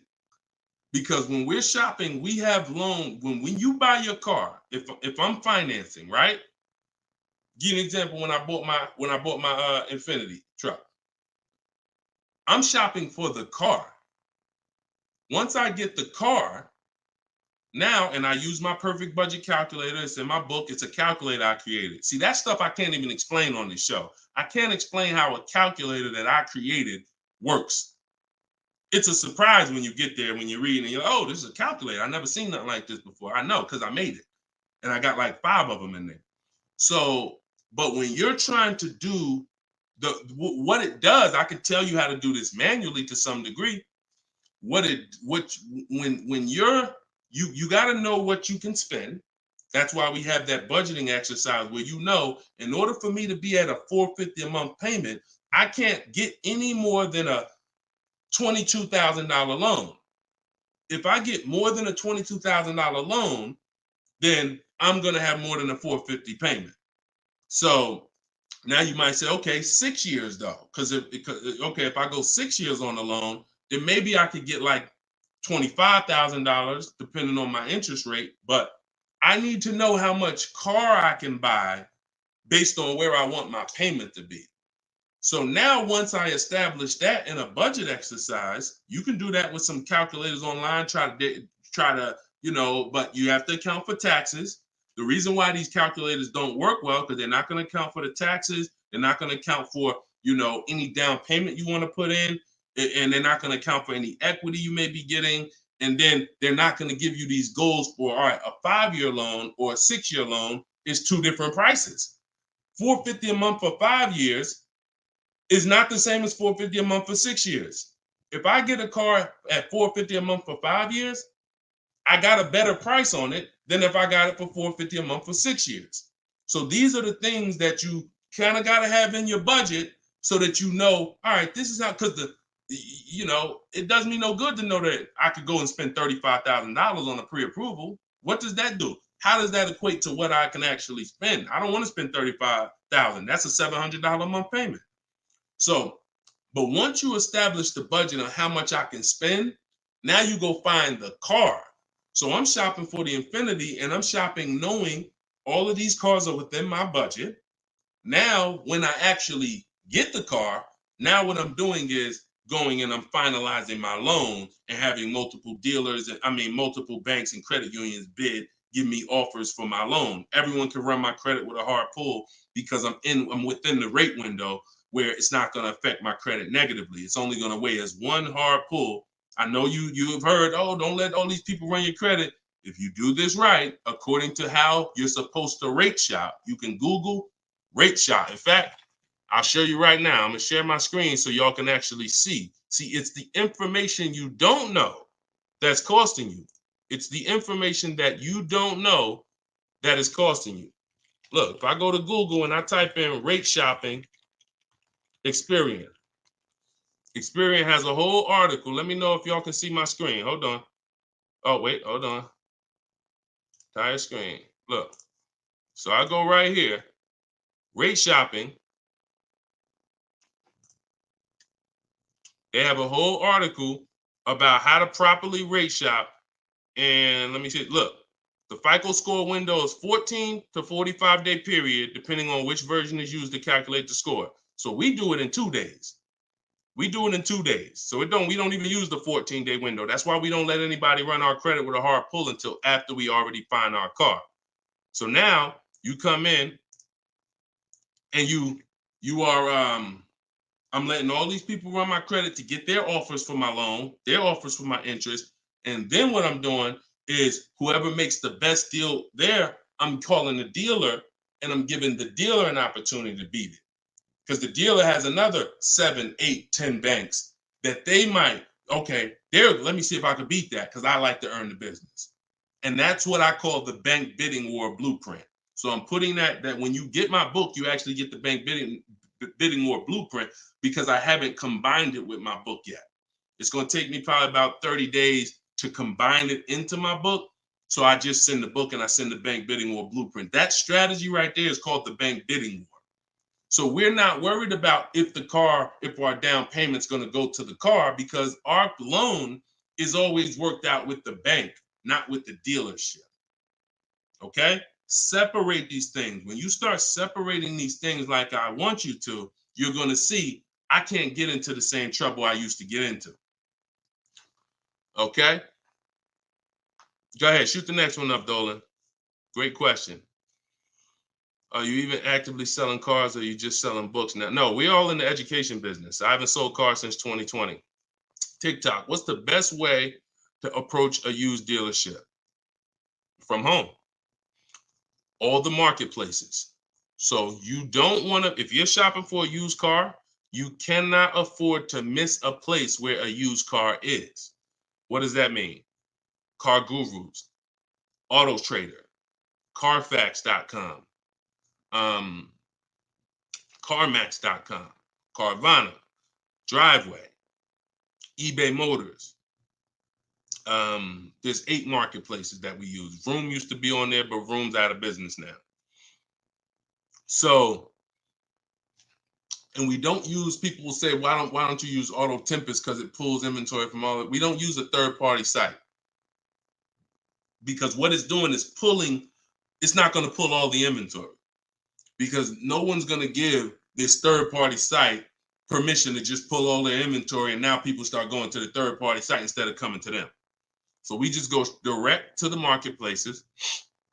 And then the first thing we're doing, once we know our budget and what we can spend, we're going and we're looking for our car. But we are not going, the first thing you need to do if you want to get, y'all know, like, what I'm famous for is teaching people how to get below market deals from home. Below market deals. When you're getting below market deals, you have to realize there's 2 other categories of most people paying. Some of you have been paying market value. Some of you have been paying above market value. So below market value means there's 2 categories that we want to buy below what they're paying. Okay? So we got to have that in our mind. Below market. Like when you look at Eddie. Look at Eddie. This is 2023. This was last year. Still coming out of low inventory. He got a 2023 Camry hybrid. And the hybrids last year, they were on fire. On fire. Like, so they were still charging $2,000, $3,000 over sticker price for the, he got $2,086 under MSRP getting bids. That was his lowest bid. Okay? He said I had a 1-week window. So those of you who are like, Deshone, I need a car in a week. When you get bids, it ain't nothing. He said I actually completed the process in 4 days. So below market deals where people are paying sticker price and they think they won. You know what? Hey, you know what? The best deal is, at least I didn't get a markup, sticker price. Now, let's get back to approaching the used car, used cars. When we open up when we get in used cars. Oh, wait a minute, yo, banana dad, you funny, man. So when we get in used cars, so our goal before we could get a below market used deal, we have to know what the market prices are. So when we open up those marketplaces, the first thing I want you to do is look and sort from lowest to highest prices on all of them. Lowest to highest prices. Well, the first thing we actually do is start an account. You want an account because we want to get alerts of all new inventory. So we start an account on all the marketplaces that we can start an account on. Now we're going to look and sort from lowest to highest, and we're going to look and see what the low side of the market is. Low side of the market, low side of the market. Now I might say, okay, the low side of the market is about 22, 23.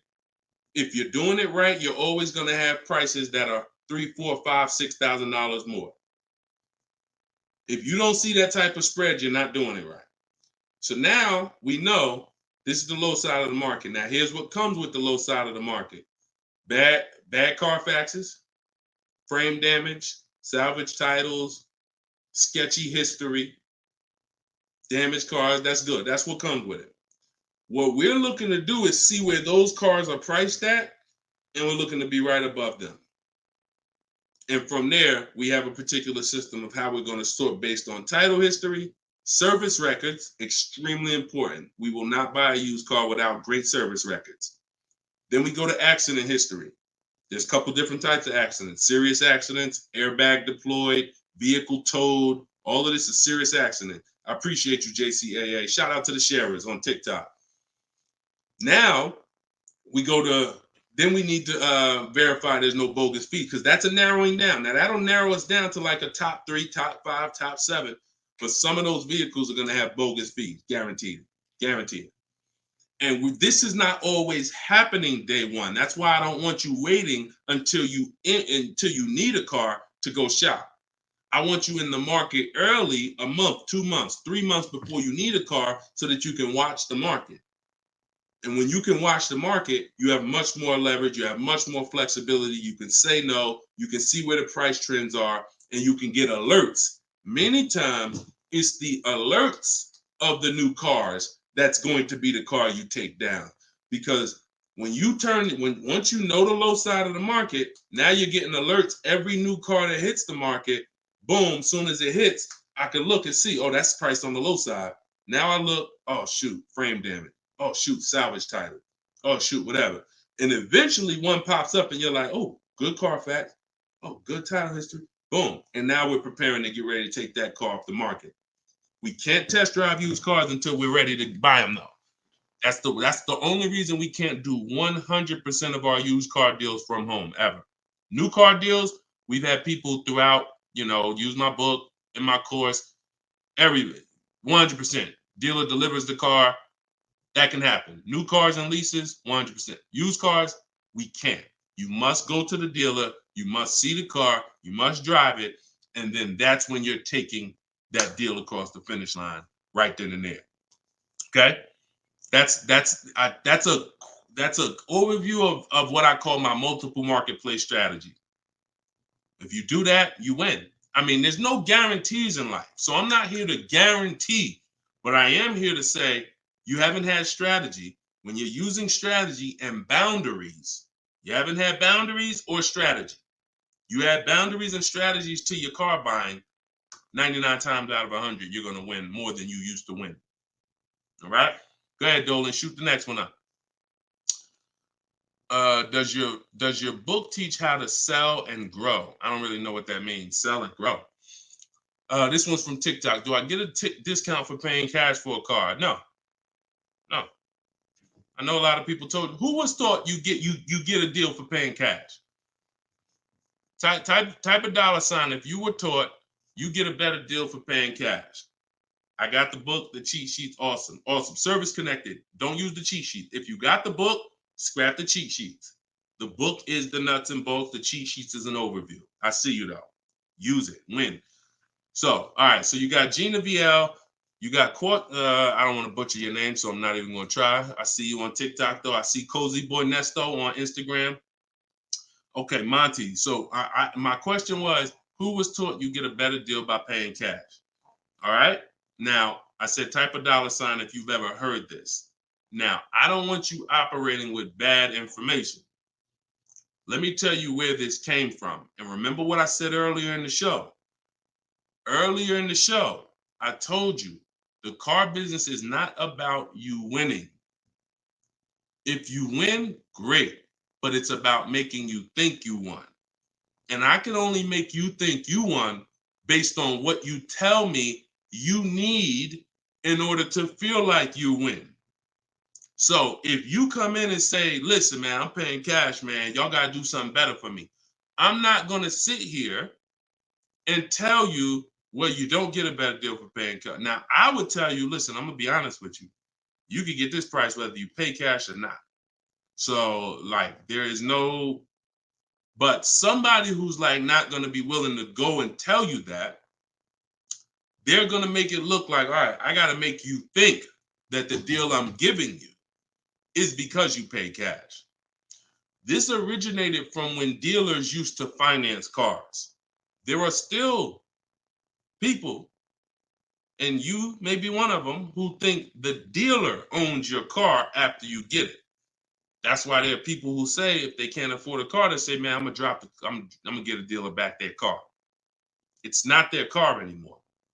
Unless you're dealing with like a buy here, pay here place where they're actually extending the loan to you, it's not the dealer's car anymore. But back in the past, dealers used to extend loans. They would hold the financing. So if you offered them all the money up front, it was an incentive for them because they knew it guaranteed they get the money now. And it also saved them interest. It saved them, if they were holding the note, then they're still technically paying for that car. And they're like, okay, I could save you another $1,000, $1,500 because you're going to give me all the cash up front. It's not like that anymore. It's not. Literally from the time you leave, the dealership is funded in full in hours. Like by the time you drive off, wire transfer, the dealer is funded for the car.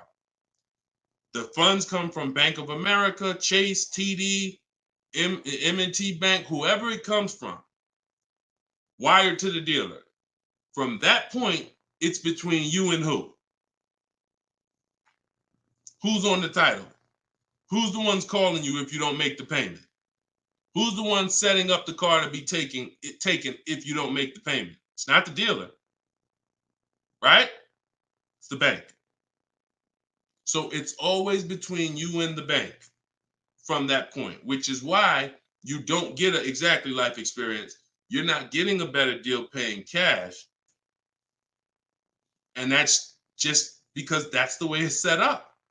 Now, the rare exception that you may see, and this doesn't happen a lot, sometimes there's like a low interest rate. Like when I was with General Motors, we might have like all right, you could get 0% interest, or you could get a $5,000 rebate.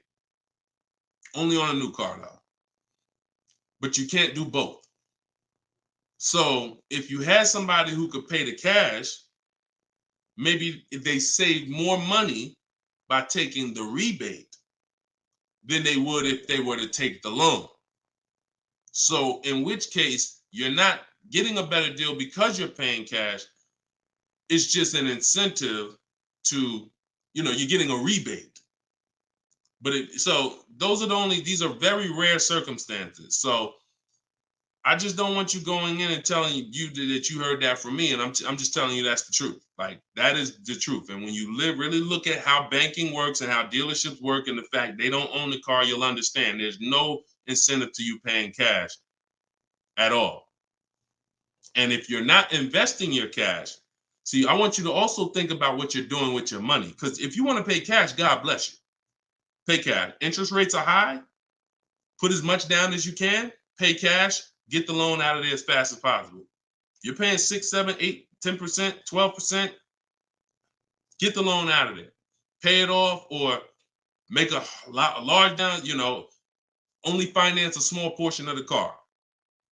But if the rates are low, which at some point we do believe rates will be low again, or I always tell people in the bank bidding war, you got to check, see if there's any special interest rates. There might be 0%, might be 1%, 2%. So if those instances exist, there are people who your money's invested. You're getting 8% on your money. You're getting 6%. You're getting 10%. You're in real estate. You're getting 15%. It makes no financial sense to take that money that's earning money for you out and put it into a car that is going to lose money for you. That $20,000, $50,000 you put in the car is going to be worth half of that in 3 and 4, 5 years. 5 years, it'll be worth half. So these are the things I talk about. I don't believe in one size fits all car advice, y'all. That's why I'm always saying it depends on this situation. If you're this type of person, if you're keeping your cars 8 years, you should be buying. If you're not keeping your cars 8 years, you should be selling. You should be leasing. A lot of people think, okay, Deshone, you talk about leasing a lot. I talk about leasing for people who are not keeping cars 8 years because they've been taught that they should still be buying. But I'm putting you in the strategy that's custom to your life versus what you've been hearing, which is people telling you, hey, do what I do. Only buy used cars, pay cash for them. Now, that's your situation. So anyway, so all of this is out my book. Cue the next question up, Dolan. We got a couple more minutes and then we'll wrap. All of this is in my new book, Cars from Home. It's called 7 Steps to Saving Time, Money, and Avoiding Dealers. Normally $97. You can get your copy for 75% off for 30 minutes. It'll be $24. And everything I teach is in there. You know, everything that my my students in my video course have had, my coaching. This is the same 7-step strategy that we use to get these below market deals. And I've been showing them throughout the show. So if you just jumped on, like we've been showing these deals throughout the show. All right. Go ahead, shoot the next one up, Dolan. How can we eliminate dealer add? Oh, we did that one. Yeah, we did that one from YouTube with the dealer add-on. This one's Dakota from YouTube. I have a Malibu Chevy, still drives good. However, the dealer is banged up as well as a few scratches. The door is banged up as well as a few scratches. I mean, if it's cosmetic, if it's banged up, I won't worry about the few scratches because the few scratches is really what's normal. And you know, people expect you to have normal wear and tear on the car. Some people think, hey, if I have a, you know, even with leasing, you're allowed to have wear and tear, a couple nicks, dings, they allow that. They don't expect you to bring the car back perfect. Same way with this. But if it's a big dent that would be an eyesore and you can get a company like Dent Wizard or something like that to come pop the dent out, then I would do that. That might be $200, but it might make a buyer pay, you know, $1,000 more for the car. Because if I come and I see the doors banged up, I probably want $1,000 off depending on what you asking. But if I come and see you done smoothed it out, now you could ask, and I'm less like, you know. So that stuff that you can put a little money in that gives you a bigger return when you go to sell a car. Okay, in my opinion. Okay, show and tell. I have the book. Is Maps Academy different? Yeah. Maps Academy is my video program. The book is the 7 steps. I have a video library that's 7 steps in video, and then Maps Academy is, you know, my video program, and I coach people. So we do these Zoom calls, so we make sure we answer questions. So I always say, get in where you fit in. You know, get in where you fit in. I don't care how you get the information. Get the information. You want to get it from my free videos on social media. You want to cycle through those. I got hundreds of them. Piece things together. Get in where you fit in. You want to be on the live show. Try to piece it together. You want to get the book. You want to be in the video library. You want to coach with me. Whatever. That's what I'm saying. It's no excuse. It's no excuse for any of you not to be getting below market deals when the information exists. And it's thousands of people that testify about me. I'm not new here. We got over 2 million followers. If I wasn't helping people, it would have been out by now. Somebody would have wrote by now, oh, this guy don't do what he said. I got thousands of people around this country, testimonials, hundreds that we done just grabbed, boom, boom, emailing us, yo, look at my deal, look at my deal. So it's just, you are just now discovering what we do. But understand, we've been doing this. All right. All right. All right. Go ahead. TikTok. What would be the sweet spot year in buying a used large SUV, Suburban or Expedition? Much as you could afford. You see, so when you look at quality, this is why I like to have multiple goals. Because what I like to do is I like to have a goal, right? 5-year loan, no down payment. That's one price. 6-year loan, no down payment. That's another price. 5-year loan with the money, you know, I might say, okay, if I have to, I can put $5,000 down. You know what I'm saying? Some of you, that's realistic. That's how you look at it. Man, if I have to, I got $3,000 I can put down. If I don't have to, I don't want to. That's why when you use my perfect budget calculator, which is in my book, step 3, when we're budgeting, we're deal focused budgeting. Here's what you want to know.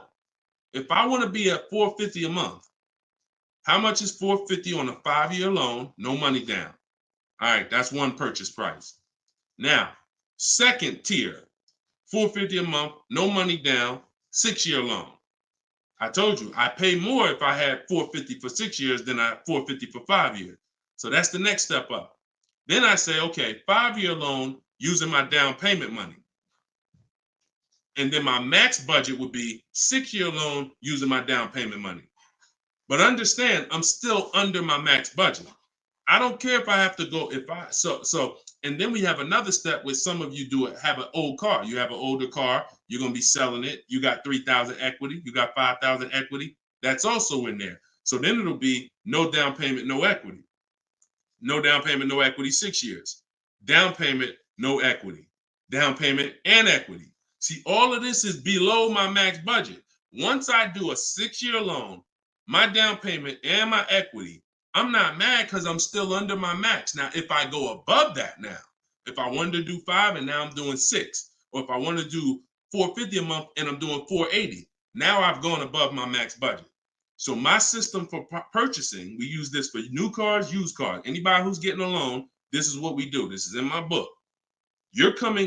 My calculator generates those 6 goals for you. So when we say sweet spot, my first target is that first goal. That's my first target.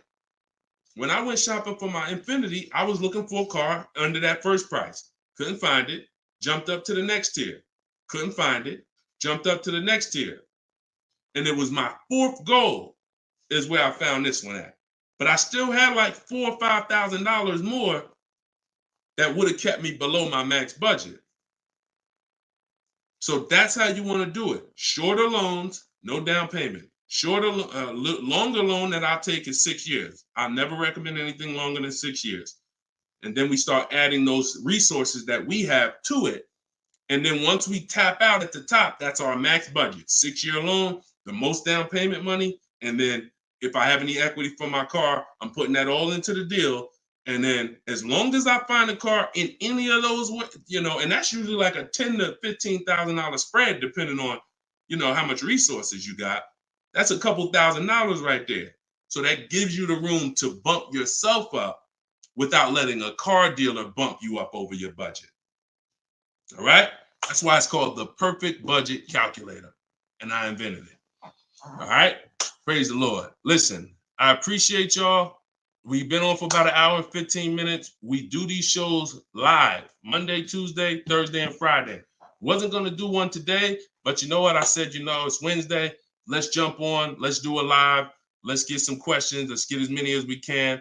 But this is what we do, y'all. You could tell your friends 12 o'clock and 3 o'clock, Monday, Tuesday, Thursday, Friday. You can meet me live on any of my platforms, Facebook, TikTok, Instagram, or YouTube.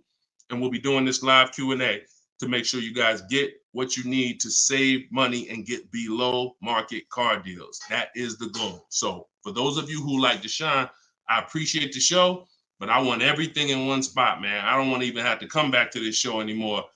That's all in my new book, Car Shopping. It's called Cars from Home, 7 Steps to Saving Time, Money, and Avoiding Dealerships. You can get it for 75% off in my TikTok bio. It'll be in your inbox, and everyone who gets a car, who gets a book, right when you purchase, I give you a support email. So on that last page, you'll see a support email. If for some reason I don't give the support email out to the public because people just be emailing me with questions and all that, I don't do DMs. I don't do none of that because we got too many people to be doing DMs and all of that. Once you purchase this book, you get a support email. If for any reason your book doesn't arrive in 5-10 minutes, check your spam, check your junk folder. But if it's not there, then email us at support and we'll make sure we get you a copy right to you. All right. So use this information, get your book for 75% off. You won't pay the full $97 in my TikTok bio, in my Instagram bio, or in the comment section on YouTube or Facebook. We got a link in the comments for you, or you can scan the QR code. But that's what we do, y'all. Below market deals. That's the goal. Keep unlearning, keep relearning. I appreciate you. All right. See y'all on the next live.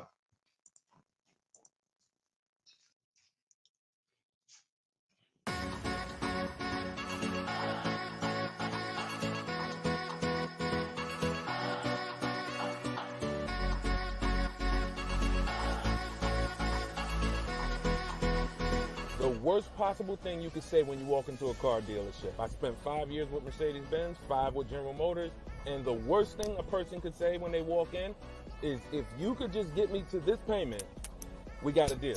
So your loan's probably still like 19, which means you got to pay to get out. You're upside down. It's called negative equity.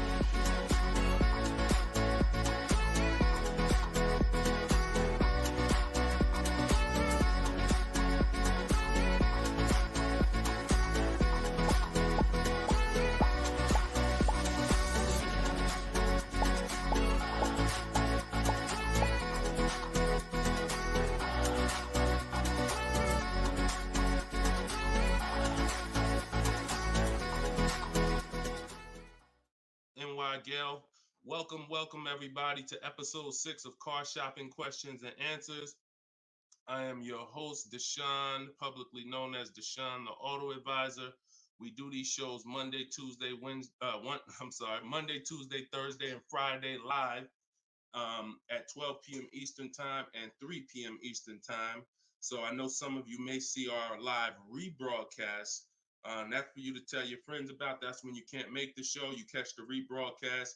But those are the times that we're live. If you don't know me, I'm the author of the digital book Cars from Home, 7 Steps to Saving Time, Money, and Avoiding Dealers, currently rated 4.94 on Goodreads.com. So thank you to everyone who has reviewed the book, the digital book. All of you can get the copy for 75% off during the show for the next 30 minutes. You'll see when you click the link in my TikTok bio, there is a link, there's a button for you to get 75% off. So you won't pay the normal $97 price. Same thing with Instagram. And you guys on Facebook or YouTube, you can click the button in the comments and you can get your copy. So come on in, start typing your questions. We do this, we do rapid fire Q&A. I see a lot of people coming on the TikTok, and we got Dolan pulling questions. So no matter where you're watching us from, type your questions and we're going to pull them into the live show and we'll get them answered right now. All right. So I'm excited about this show. I see we're continuing to see people getting below market deals. If you don't know that the goal is for you to get below market deals, and the goal is for you to not spend more than 30 minutes in a car dealership. I spent 14 years in car dealerships. So you're not learning from somebody who's just like you. I'm just like you in that, I buy cars, I lease cars. That's the way we're similar, but I'm an insider. I'm an auto industry insider. My business for 14 years plus was in car dealerships. So start typing your questions. Let me tag everybody on Facebook and let's get down to business. Okay, whenever we get the first one, Dolan will put it up. Let me just tag my people here on Facebook. All right, there we go. Okay, what's up, Skinner? Good to see you. What's up, Angel? What's up, Jill, man? Good to see you. Yep, what's up, Jason? Great to see you. All right. Brother said he's been doing it. Oh, what's up, Auto Advisor? Good to see you. Absolutely. All right, y'all got to type fast. I know you probably, and try not to make your questions long. Try to get all your question in one shot, but try not to make it too long where it can't fit in. All right, this one's from TikTok. Isaac from TikTok said, best current APR rate for tier A1 credit. So the best APR is always going to come through getting bids. Now I know this is new. This is new to most of you. But getting bids is how you're going to get your best and guarantee your best car deal, your best loan. So I'm going to lay out this process we call the bank bidding war. And if you follow this step, you'll be able to have 10, 15, 20 banks and credit unions bidding for your loan. And then you'll be able to pick the best one. And the way you do this is extremely important, because if you do this right, then it's only going to have the same effect on your credit score as one hard inquiry. So think about what we're saying. We're going to allow multiple people to access our credit with hard inquiries, but at the end of this period, after we get our car, the weight on our score, the effect on our credit score is going to be one hard inquiry. So the first thing, there's 3 rounds in the bank bidding war. The first round is to always check and see if there's any special interest rates or special promotional rates that are being advertised for the car you're looking for. So let's just say you're shopping for a, Kia Telluride. You're gonna now check and see, is there any special interest rates? 0%, 0.99%, 1.99%. All of these rates are like a finance rebate. That means there's no bank or credit union that's gonna beat them. So this is the first round. So if we do get a special interest rate there, there's no reason for us to even shop for interest rates other than that, because again, no bank, no credit union is beating 1.99, even 2.99. Now, here's what you have to check when we do that. How long is that loan? Because some people might give you 1.99, but it's only for 36 months. And some of us are not going to take a loan for 36 months because the payment's going to be too high. You might need a 5-year loan or a 6-year loan. So we're not just looking for if there's a special interest rate, we're looking for what is the term. Shout out to everybody coming in. This is our Thursday, April 18th, episode 5, live car Q&A. So we're actually live right now. This isn't a rebroadcast, so you can come on in and start typing your questions. And we're talking thousands over here, not hundreds. Okay, so that's round 1 of the bank bidding war. Now, let's just say we do that and there's no special interest rates. Now we're moving on to round 2. But round 2 comes after we find our car. So once you find your car, no one has touched your credit with a hard inquiry yet. Pay attention. You have not heard me say at any time hard credit pull at all. When you're shopping for your cars, no hard credit pull. Nobody's running our credit while we're shopping. Once we find our best deal, once we find a dealer that's going to sell us the new car for the lowest price, we lock up that car, usually with a deposit, reserve it. And now what we're doing is we're telling the dealership, I'm going to take this buyer's order. You're going to get a buyer's order. You're going to come home, and now you're going to now the second round of the bank bidding war is about to start. You're going to come home. You're going to call your bank if you have one, or your credit union. This is when you're going to let them access your credit. Because if you've ever tried to actually get a bank to tell you what the interest rate would be, like a pre-approval, many of them, and if you've experienced this, I want you to type a 1, many of them will say you need to have a car first, right? If you've experienced that type of 1, you call your bank, hey, I'm trying to get a pre-approval. They're like, okay, well, we need the information on the car. And you're like, well, I'm trying to get the pre-approval so I can go get the car. So that's why we don't follow that process of getting a pre-approval beforehand. Look, Marinette, you've experienced it on Facebook. So when we look at having the buyer's order for the car that we reserved, you have everything you need now. You have everything the bank could want. And you're now going to call your bank, or if hopefully your bank and credit union has a website, you could do this all online, and you're going to get as many approvals, offers as you possibly can. In my book, I list a couple: your bank, your credit union, online banks, Lightstream, community credit union, everybody who can lend in your state, you want them bidding. This is very important, because some of you haven't been trained to see. My job is to not teach you just how to buy from home and make people bid for your business. My job is to show you everyone willing to listen. If you're willing to listen, I'll show you where the hidden money is in your car deal, the money you have not been trained to see, or the money you've been trained not to look at. And the people who have trained you not to look at this money are usually the people that's making the money. So you have to see that one point. Let me give you a scenario here. Let's go to an auto loan calculator so you can see how much money is just in your car loan. Just in your car loan.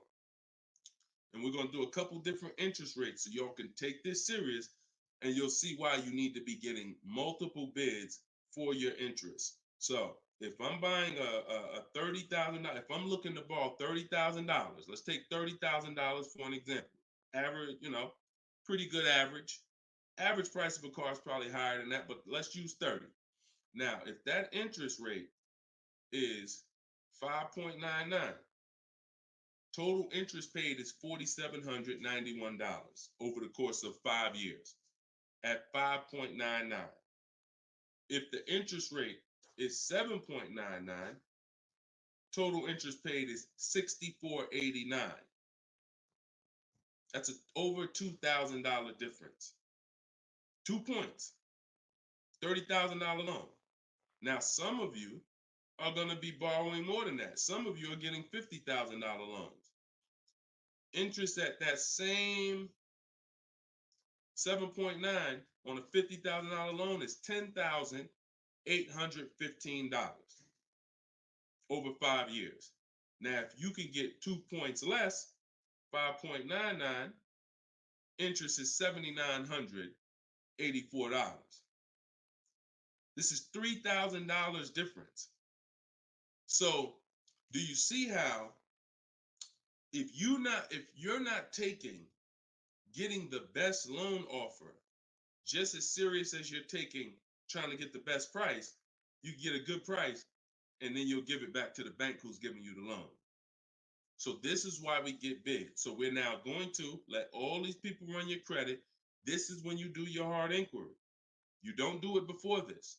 Hard inquiries, credit unions, online banks, your bank, your credit union, everybody's bidding now. And now what you're going to do, once you take the best offer from that round, that's round 2, that's when you're going to call the dealer and you're going to tell them what that best offer is and see if they can beat it. Because the dealership has another 7 to 10 to 12 banks that they're going to be competing to try to get your business. So this is the bank bidding war. So when I created this product, and if you do this right, as I said, what I know you were taught, who was taught, be honest, we're live right now. This is our Thursday, 12 p.m. live. Who was taught, don't let people run your credit. When you have multiple inquiries, it lowers your credit score. Who was taught that? Type me if you were taught that. Don't let people run your credit. You can't have all these people doing hard inquiries or it's gonna jack your credit score up. All right, look, that right was taught. Okay. Look, Lisa, I see you. Hold on. Let me go to Instagram so I can see our Instagram comments over here. I always got to go to Instagram Live. Okay, Diana from Facebook. I see you. Hold on. Let's get Instagram in the building. Give me a second. All right. Marinette. All right. Marinette. Okay, I see you. D, I don't even want to try to pronounce your name, but I see you on Instagram. So it's partially true and it's partially wrong. You have to do it the way I just laid out for you. That's called the bank bidding war. And if you want to prove this for yourself, you can simply type in rate shopping online and you'll see this is how the credit union, this is how the credit bureaus allow you to rate shop. So they'll give you 14 to 45 days to do it. If you do it like I just told you, it'll only take 2 days. 2 days. One day you're doing all your stuff at home. We're getting all our lenders at home to bid. The next day, we're getting the dealers to get their lenders to bid. And then we're making a decision on who got the best offer. So don't ask yourself. I never want you asking yourself. I never ask myself, did I get the best deal? That's a question of disempowerment. That's a question of weakness. We don't want that. What you should be saying is, following this process, I guarantee I got the best deal because I got offers from all these banks. I can't get offers from 15, 20 banks and not guarantee I got the best rate. The way you shop, or you've been taught to shop or programmed to shop, you're only getting offers from one bank, or you're just letting the dealer do it all for you. That's where your buyer's remorse comes from. That's where your skepticism about, did I really get the best rate, come from. So we won't know what the best rate is until we get all the bids. And that's how we do it. So everything that I'm teaching y'all is part of what's in my book, rated 4.9 on Goodreads. It's called Cars from Home, 7 Steps to Saving Time, Money, and Avoiding Dealers. You could keep typing your questions because Dolan's going to pull the next question and you can put it up on the screen now, Dolan. Put the next question up. But all of you could get your copy for 75% off as long as you get to my website before the 30 minutes expires. This is a welcome offer. Normal price of the book is $97, and it's worth every penny. It's worth actually thousands.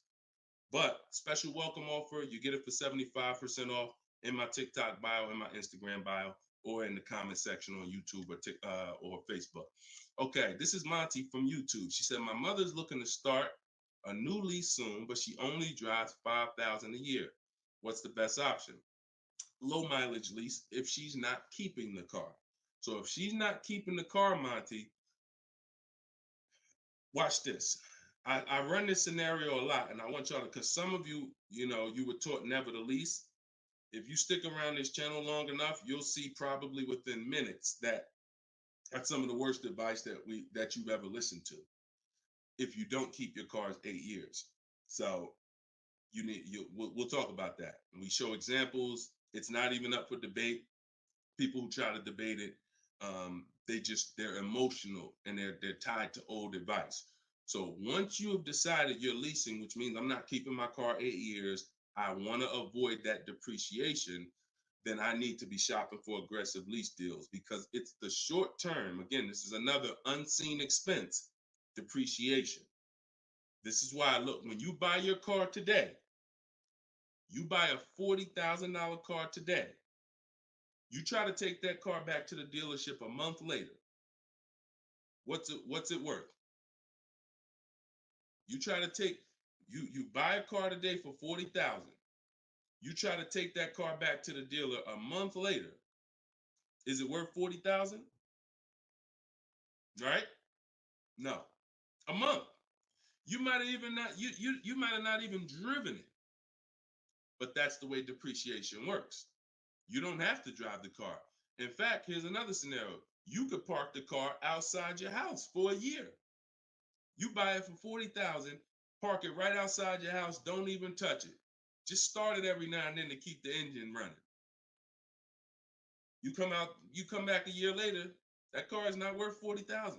It's worth probably $32,000. Dang, how did I lose that much value and I didn't even drive it 1 mile? Depreciation.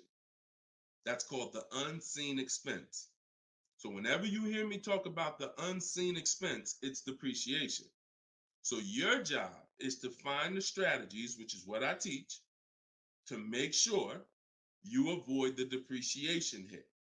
So if you buy a car, Monty, even if she doesn't drive it, even if she only drives it 5,000 per year, 5,000 miles a year, like you're saying, she's losing value. And what she's doing when she replaces the car is she's hoping she could get some of that value back that she lost. It really never happens. Who understands that when you go to trade your car in, you never get what you really thought you were going to get for the car, right? Now, I'm going to ask you a question. Everyone who has a car outside that's 10 years old or more, 10 years old or more, type me in the comments. Matter of fact, let me know how many years you've had the car.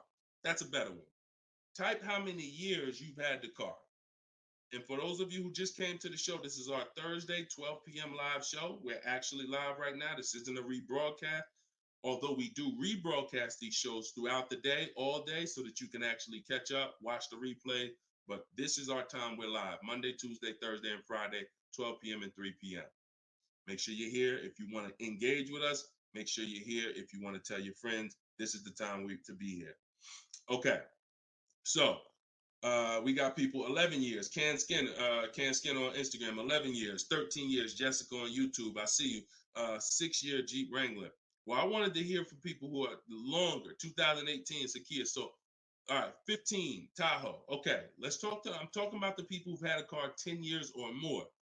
One thing about you that listen, are y'all worried about how much you're really going to get for that car? Are you overly worried about it? Most of you are going to say, no, not really. It's worth a couple thousand, but you've used most of the value. You understand that? Look, Big Meek said I got 08 4Runner on TikTok. So we understand when you have kept your car long term, I'm not concerned with resale value much, because my whole goal with having this car was to use up most of the value. So that's what you do if you're a buyer. If you're not going to get to this level, This is what I'm telling you, that you are now losing because the depreciation of your car is the highest in the first 5-6 years. So in order for you to win, you have to keep that car, what I call the 8-year rule. 8 years, that's when the depreciation starts to level out, where you're not losing value like this. And so regardless of how much you're driving, that's not the key. That's not the key. Monty's mom is driving 5,000 miles a year. Who's a high mileage driver driving more than 18,000 miles a year? Type HM. I want you to know, I want to cover all the bases for this question here. Oh, what doesn't matter whether you're a high mileage driver, low mileage driver, it has nothing to do with how much you drive, because that's not what's killing you. It's the depreciation based on the time you have owned the vehicle. And if you're not keeping that car 8 years, you should be shopping for aggressive leases. Now, before we go to the next question, I'm going to show y'all an example of why it is impossible. Yes, impossible. No way, shape, form, fashion. You can get a great deal if you purchase, but you should have leased. Okay, let's use this scenario. Let's use Frina. Let's use Frina as an example. So Zafrina, she picks up, and you can see this date. She's recent. This is just, not too long ago. So Frina gets a $65,000 Jeep Grand Cherokee. She uses my system. You can see she uses the Cars from Home system, where she gets bids, multiple bids. We get at least 5. So don't look at this price and be like, oh, Deshone, that looks incredible. Yeah, that's because we get this through bidding. You get the best price. That's what we do here. So stick around, you'll understand if you're new to the show. But she's paying $579 a month for a $65,000 Jeep Grand Cherokee. Just so we can, let me level this out for y'all. If she pulls up to someone who decided to purchase because they didn't understand leasing, or they was taught never lease, so they're going to go in, they want that same truck as her. Let's just assume they got a ridiculous, how much is a great discount on this Jeep? I want to use your numbers. Type in the comments, what do you think is a great deal, a great discount? She go in just don't be realistic though. Somebody walk in, she going and she looking at this $65,000 Jeep. Somebody's going to purchase it though. What would be, because I want to show y'all that even at the best discount that you could name, realistic though, you're still going to lose if you purchase compared to somebody who leased. Go ahead, throw some numbers out. What's a big discount? Okay, look. All right, I'm going to make up a number because it's like, okay, 600. No, not a payment. Not a payment. I'm talking about, okay, Aux the Pro said 20%. Now, we already know saving 20% off a new car is pretty much never going to happen, right? We can agree. That's usually never going to happen, 20% off the price. Let's see how much 20% is. So 10% would be $6,500. 20% would be $13,000. So let's say they knock $13,000, an impossible discount. Somehow we do something never been done before. They end up getting this car for $53,000. $53,000. Every $5,000 on a loan is how much per month, y'all? Some of you know, some of you seen my videos, some of you been on the show before. Every $5,000 on a loan is about how much per month? $100. Exactly. So let's do this math now, continuing to drive this point home that there is no way for you to get a great deal when you purchase, but you should have leased. So the same person who just got this unbelievable, never going to happen discount of 20% off a brand new car, $53,000, what's their car payment? $53,000, car payment's about $1,050 a month. $1,050 a month for 5 years. Let's just say they take another year on the loan. They say instead of a 5-year loan, let's take a 6-year loan. $900 a month for 6 years. Freena's paying $579. Is that sinking in? Type $ if that's sinking in. That, whoa, you telling me, Deshone, the same price that this person just got, and she got a ridiculous lease on it, she's paying $579 a month. Even if a person got an never gonna happen discount. I literally just took what my man here on Instagram threw out, and he knew he was throwing out something crazy by saying 20%. Even with the 20%, payments $500 a month more than Freener got leasing it. Now let's do one more scenario here. One more. See, all of this is what I'm teaching. This is in my book. This is why the book is 4.9. Goodreads.com. Thank you to everybody who's reviewed the book, Cars from Home, 7 Steps to Saving Time, Money, and Avoiding Dealerships. One more scenario. Let's throw a used car in here. So we already looked at Freener's deal, brand new, great lease. Second, brand new, never gonna happen discount. Now let's throw a used one in there. Let's say somebody says, you know what? I'm looking for hold on, I want to put that back up, Dolan. Let's keep that up, because we're talking about this scenario. So please put Freener's deal back up on the screen, Dolan. Matter of fact, here, I got it right in front of me. All right.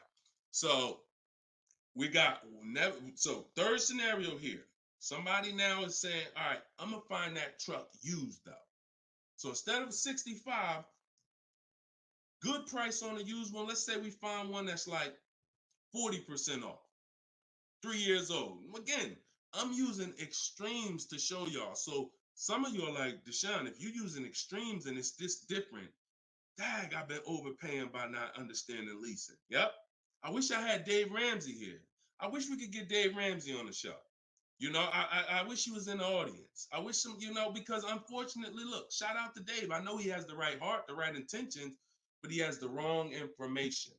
He's what I call confidently incorrect. That means dangerous. You're dangerous. When you're confident and incorrect, you're dangerous to yourself and others. So now, used car, somebody gets this car, they knock 40% off the price, and they get one for like $40,000, $65,000 truck. I got one 3 years old, I paid $40 for it. Every $5,000 we just said is about $100 a month. 40, payments $800. You take a 6-year loan, payments $725. On a used one, we're no longer even talking apples to apples with the vehicle. On a used one, $579 Freener's paying, $725 for a 6-year loan on a used one, 3 years old, 1 year on the warranty left. Then you're on your own. $1,000 a month to buy a brand new one. See, son, you getting mad yet? Are you getting mad yet at the people who taught you not to lease? Now, who should be? Because some of you, if you just tuned in, you might be thinking, oh, Deshone, so should I only lease? No. If you are not keeping your cars 8 years, then you should only lease. Because when you buy, if you keep the car long enough, you can win. Because you're going to pay double what Freener's paying if you buy a brand new one. You're going to pay more on a used one, but eventually you pay off the car, you keep it 8, 10, 12 years. The longer you keep it, you can catch up. You're still not going to, you get what I'm saying? Because Freener's always going to have a payment. If she keeps leasing, she's always going to have a payment. But if you keep buying your cars, trading them in 5 years, trading them in 6 years, trading them in 4 years, you are no way, shape, or form even close to this. You're thousands and thousands of dollars away. There's thousands of dollars more every year coming out of your bank account than someone who understands leasing. Yeah. Tell your parents, tell your cousins, tell your brothers, tell your spouse. This is what I've been ranting about for years, trying to get you to understand. That's why I say there's no way to get a great deal if you don't understand. If your deal's on the wrong foundation, no way to get a great deal. It's impossible, no matter how much you save on the car. Okay? So yeah, we go deep on that today. Good. I'm happy we got a chance to go deep. All right. I see a lot of people typing $signs. You understand. All right, Dolan, shoot the next question up. Skinner, I see you on YouTube, man. It's real.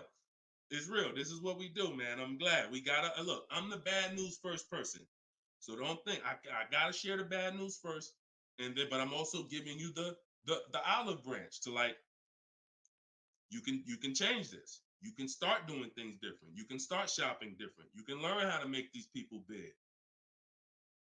So go ahead, shoot the next question up, Dolan. Let's keep them coming. We're Thursday. We're live right now, y'all. So if you just jumped on the show, this is our live 12 p.m. show.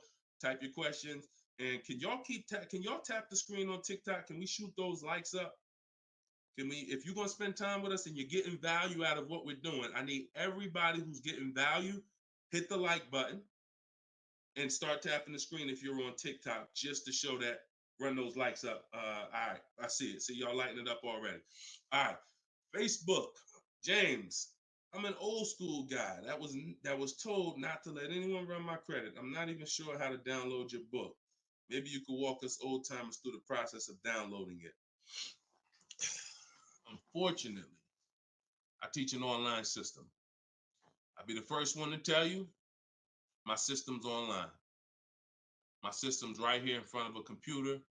I've worked personally with probably 1,600 people personally in my coaching program since 2021.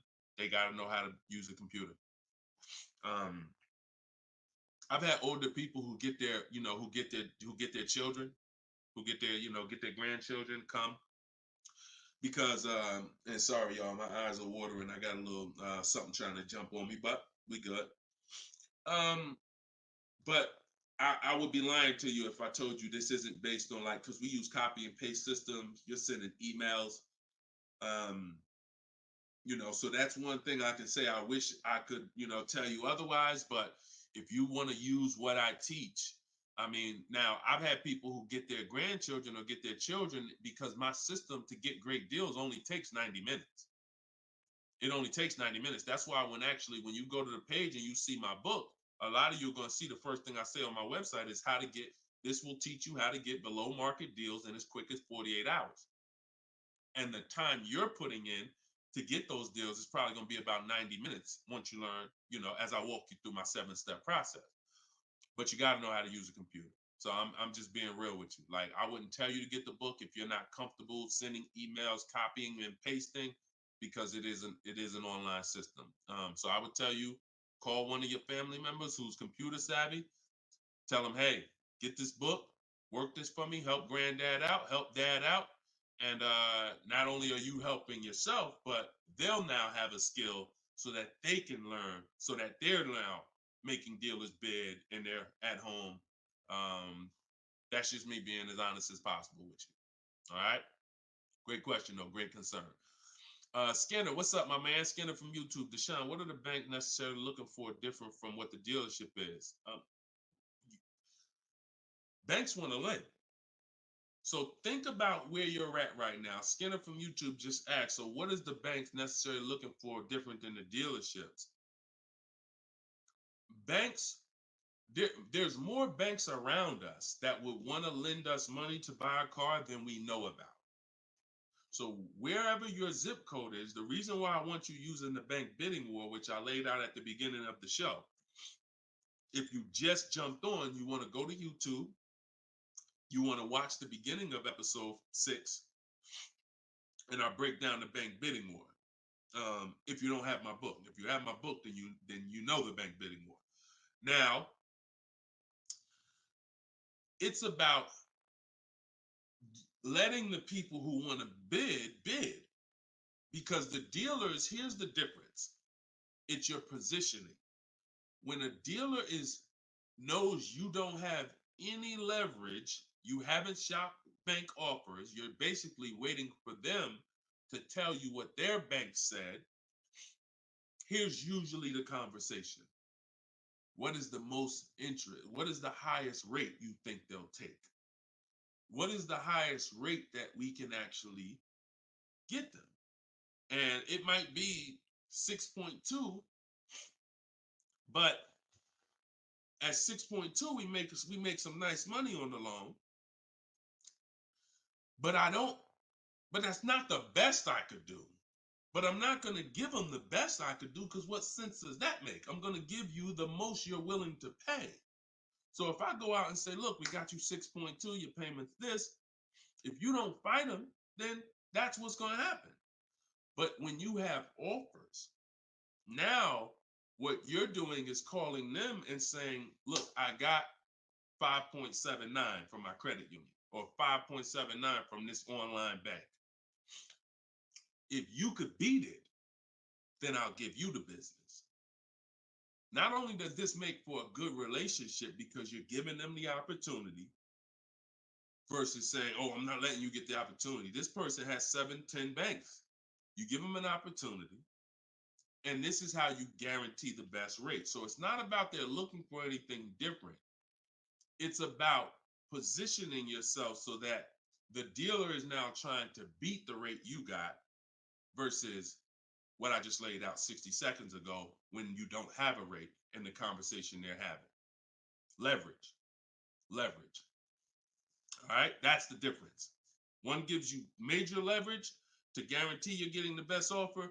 One, you have no leverage, and so there's no guarantee, and you'll always drive wondering, man, could I have gotten a lower interest rate? That'll always be in the back of your mind. So we want to eliminate that. All right, great question, Skinner. Go ahead, Dolan. Next one. I don't see too many questions coming in on Instagram. Instagram, where y'all at with your questions today? We getting questions from TikTok. I see a lot of them. Let's go. Oh, there's one. Okay, Body by Michelle. When buying a luxury car with cash, when should I let the salesperson know? Okay. The process of what we teach doesn't change doesn't matter what you're buying. We've had people get Maseratis, get high performance BMWs. I know this works because bidding just works. So first thing you have to do, Michelle, is realize I need to get at least 5 offers, because we're so concerned with how we're going to pay for the car that we're not thinking about which dealer is going to sell us the car for the lowest amount. Now, some of you may have been taught every dealer has the same price. I got this clue when people started saying things like Nissan doesn't have good deals. You know, Hyundai, the deal on the Hyundais right now are terrible. That's either coming from 2 things and they're both wrong that I want you to stop today. Looking at advertisements, commercials, because some people say, Deshone, I look at that. The commercial says that, I got to put down $4,000 if I want to lease that vehicle. That's an advertisement. It's not a deal. It's a custom thing they put together that they want to present to the public. It's not a deal. When you look at what I just showed you with Frina, when you look at Danielle's lease on her Audi A3. She's paying $550 a month, $44,000 Audi A3. She only put her first look. This is her words. Due to circumstances out of my control, I had to lease something quickly. So my program, I told you, as quick as 48 hours, you can get below market deals. This doesn't take days and days and weeks. I took the course last weekend, did all my emailing back and forth because she's in my video program. So I do have my book, and then I have that same book in a video program. You pick. Now, finalized the deal on Sunday, was finally able to pick it up. This is the details. $550 a month, first payment down. Included maintenance, gap insurance, all fees, taxes, registration, 12,000 miles per year. MSRP was $44,000. If we saw a commercial, or if we went on Audi's website right now, that is not what they're advertising for that car's lease. They're probably advertising $479 a month with $3,700 due at signing, plus tax and fees, which would end up, if you wanted to get to this payment, you probably need $5-6 grand up front. That, I'm telling you, stop looking at commercials. Those are not deals. We don't look at commercials to dictate what the deal's going to be. Nothing that I'm ever going to show y'all that people are getting learning from me is ever going to match a commercial. Second thing that people might be looking at when it comes to what they deem they can get for a car is going into one dealer. That's it. Going to one dealer. What's the price? Oh, wow, that seems high. That's higher than I thought it was going to be. And leaving saying, oh, man, Nissan don't got no good deals this month. No, that Nissan dealer doesn't have good deals. And again, you have no leverage. So the first thing I want you to think about, Michelle, is changing the way you shop so that you can forget about how you're going to pay for the vehicle. First paramount thing is to make sure that I'm getting 5 offers, because we've done the statistics. I got people all around the country shopping that report to me. 80% of dealers are overpriced. I'm telling you numbers that I don't want you to ever forget. 80%. That means out of 100 dealers, 80 are overpriced. 20 are the great prices. So you're not going to walk into a dealer and get a great price, because you have more of a shot of walking into an 80% dealer than you do a 20%. So you stay at home. You could do it my way, which is in my book, totally online. You use my scripts, use my templates, they're copy and paste. Or if you want to do it your way, you can call around and get several quotes. But you need to get at least 5, because you're going to be amazed how different the quotes are. One dealer's charging $550, another dealer's charging this, another dealer's charging this. Hey, that's a $5,000 difference. That's the way it should be. That's the way it should be. Okay? So that's what you focus on, Michelle. Forget it. If you're going to pay cash, keep that in the background. People walk into a dealership all the time. You see it on internet. They make videos about it. Oh, I'm walking in, man, about to get this Lamborghini. Yeah, I want that black one right there.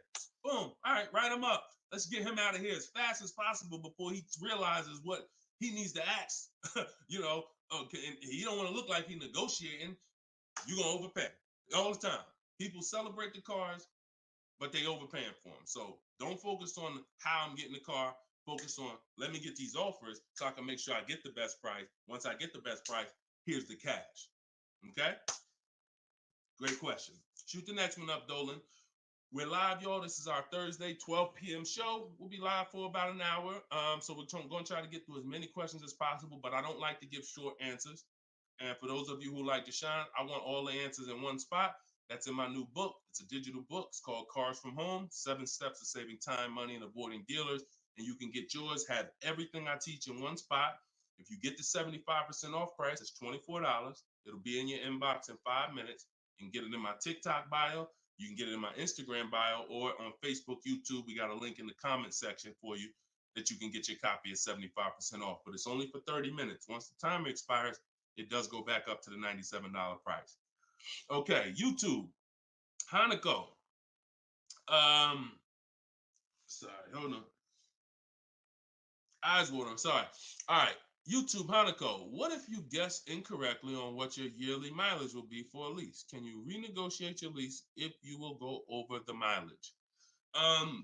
So some brands will let you buy mileage before the lease ends. So you can buy them, but I think BMW has it where you can buy the mileage for like 15 cents, but you can't be within like the last 3 months or last 6 months, something like that. So everybody, if you do have that option, you want to call your leasing company and you want to see.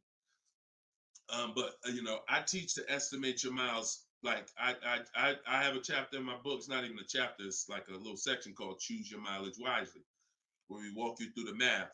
Now, sometimes lifestyle changes. You were working 10 miles from home. Now you're working 30 miles from home. That's understandable. What I like to do is we always do an equity assessment. Who has a lease, but you didn't know you could sell leases? Type of question mark. If you did not know that you could sell a lease, I want you to type a question mark in the comments, because you need to get familiar, and every one of you who are going to be replacing your cars, whether you own it, lease it, anything, you need to get familiar with what we call an equity assessment. Yep, I see a lot of you. So a ton of you have leased cars and you didn't know that you can sell leases. So imagine how much that's cost you so far. Again, I'm the bad news first person. If you dropped off a car without seeing if there was any equity, then you certainly,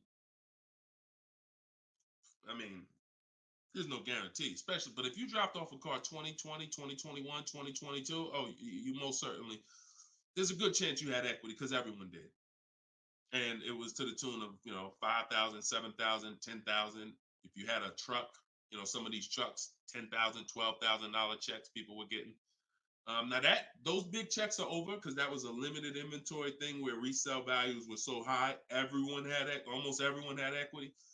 But you need to make sure you're not leaving 1,000, 2,000, 3,000 on the table in this market. In a normal market, we always do an equity assessment. So if you're going over your miles, you want to do an equity assessment to see if you can sell it. Because if you sell it, you're out of it, and you can just go lease a new vehicle. But so the equity assessment is you call your bank, you get your payoff. You go, once you have your payoff, you want to ask them. It's only for leases. The second question is only for leases. Do I have a third-party restriction? If they say yes, you just need to make a note of that. If you don't have a third-party restriction, and there's several brands that don't, Chase, Toyota, Mazda, there's still a couple leases out there that don't have third-party restrictions, then you're going to go and you can sell to any of the online bidders, highest bidders. You get all these offers. And look, let me be clear on when you should be doing this. Before you ever think about shopping for a car, you gotta take care of your equity. You shouldn't be shopping for a car and then saying, all right, now let me check and see what equity I got. Because now if you don't, you need to know that up front, because if you have $3,000, $4,000 of equity, that matters going into your budget. Maybe you want to apply it to your next deal. Maybe you want to put it in your bank account, but you need to know about it early. That's why it's the second step in my system. I got 7 steps. Equity assessment is the second step. As soon as you think about getting a new car, your first question should be buy or lease. Should I buy or lease? That means, am I keeping the car 8 years or not? And then the second thing is equity assessment, because that's going to tell you your positioning with your current car. So once you get your payoff, you go to the Carvana, CarMax, Driveway, and you do what you want. I would not suggest you be lazy in this. This takes 20, 25 minutes, and this is your money. So you go to those websites, CarMax, Carvana, Driveway, Kelly's Blue Book Instant Cash Offer, hold on, AutoNation Sell My Car, and Car Google Sell My Car. 6 offers. 6 cash offers, and that's going to tell you your equity position. Once you know that, because some of you are going to do that and find out you got negative equity. Now you have to plan accordingly. Some of you are going to do that and find out you got 4,000 of equity. Now you got to plan accordingly. Some of you in leases are going to do that and find out you have no equity, in which case, okay, I just need to wait until my lease is up. I can't get out early. But so the equity assessment tells you how you can move to the next step. Okay? So that's what you focus on. That's what you focus on at this particular step. Okay? Go ahead, shoot the next question up, Dolan. All right, we're getting a lot more. I'm gonna try to get through. I'm gonna try to go faster, but go ahead, shoot the next one up, Dolan. This one's Instagram. That's my man that I said I didn't want to butcher your name. Might even be a woman, so I'm not even gonna try to pronounce the name, but my lease is up in 6 months. I would like to lease again. Is my current lease going to hurt me when trading it in? Equity assessment. I'm glad you asked that. Equity assessment.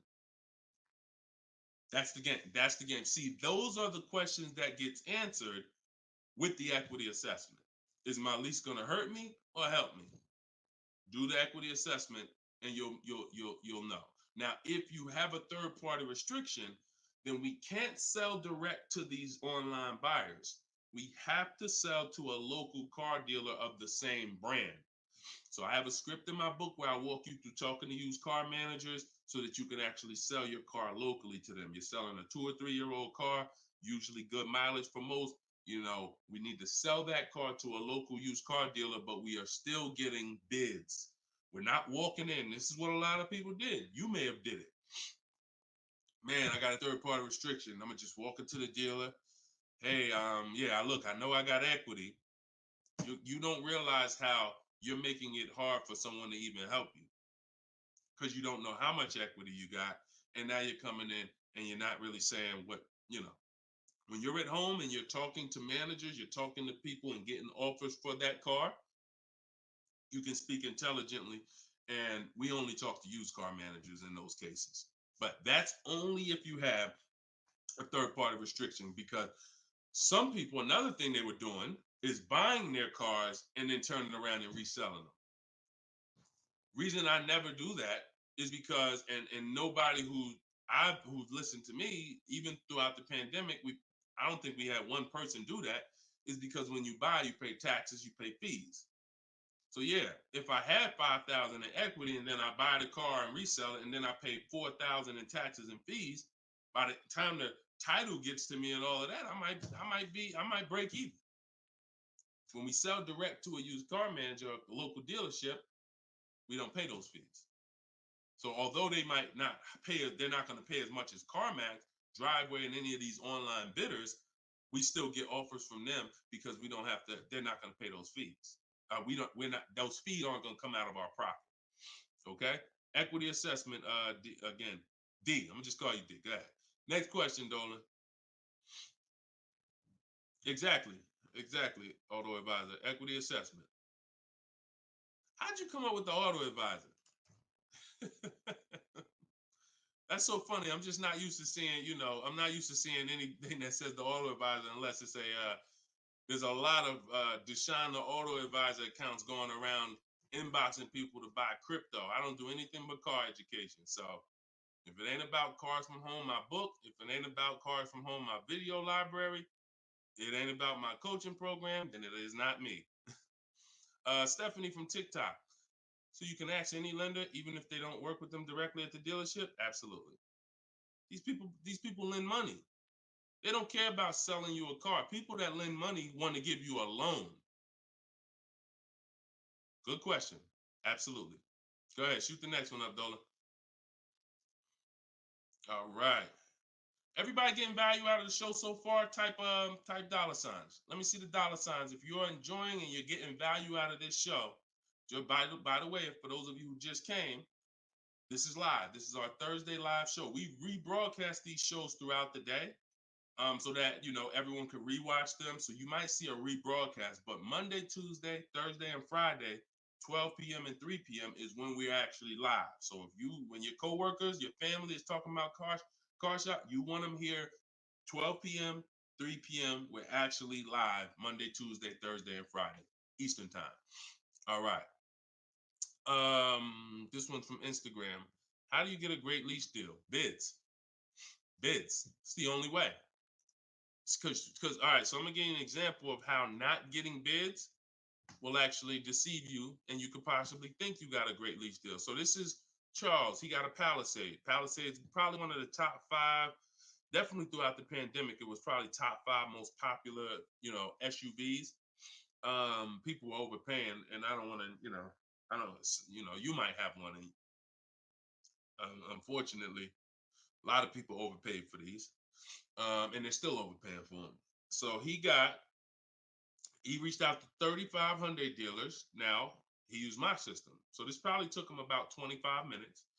I have something in my book. My strategy is called the 25 to 5. What that is we're connecting with 25 dealers online. And our goal is to get 5 offers. Because if you want to show earlier, I told you 80% of dealers are overpriced. So we're going to get 5 offers, and they're going to be about $150 to $200 apart minimum. Your best offer when you get bids is going to be about $150 per month to $200 a month cheaper. Now, if you're purchasing, hold on.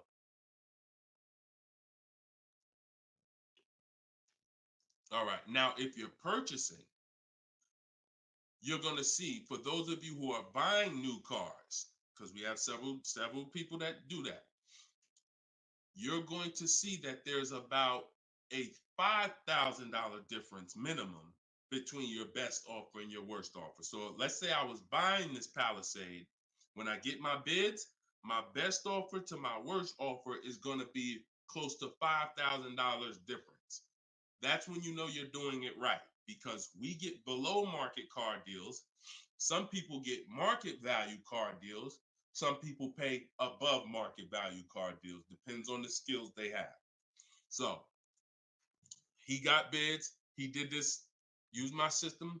Took him probably 30 minutes to reach out to 35 dealers, maybe 25 minutes, and he got 10 quotes.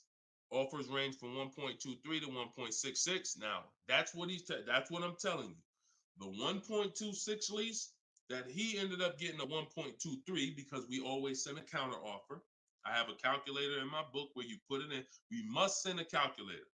We must send a calculator. We must send a counter offer. So he ended up closing the deal at 1.23, all online. Never spoke to the dealer until he was ready to lock up the deal.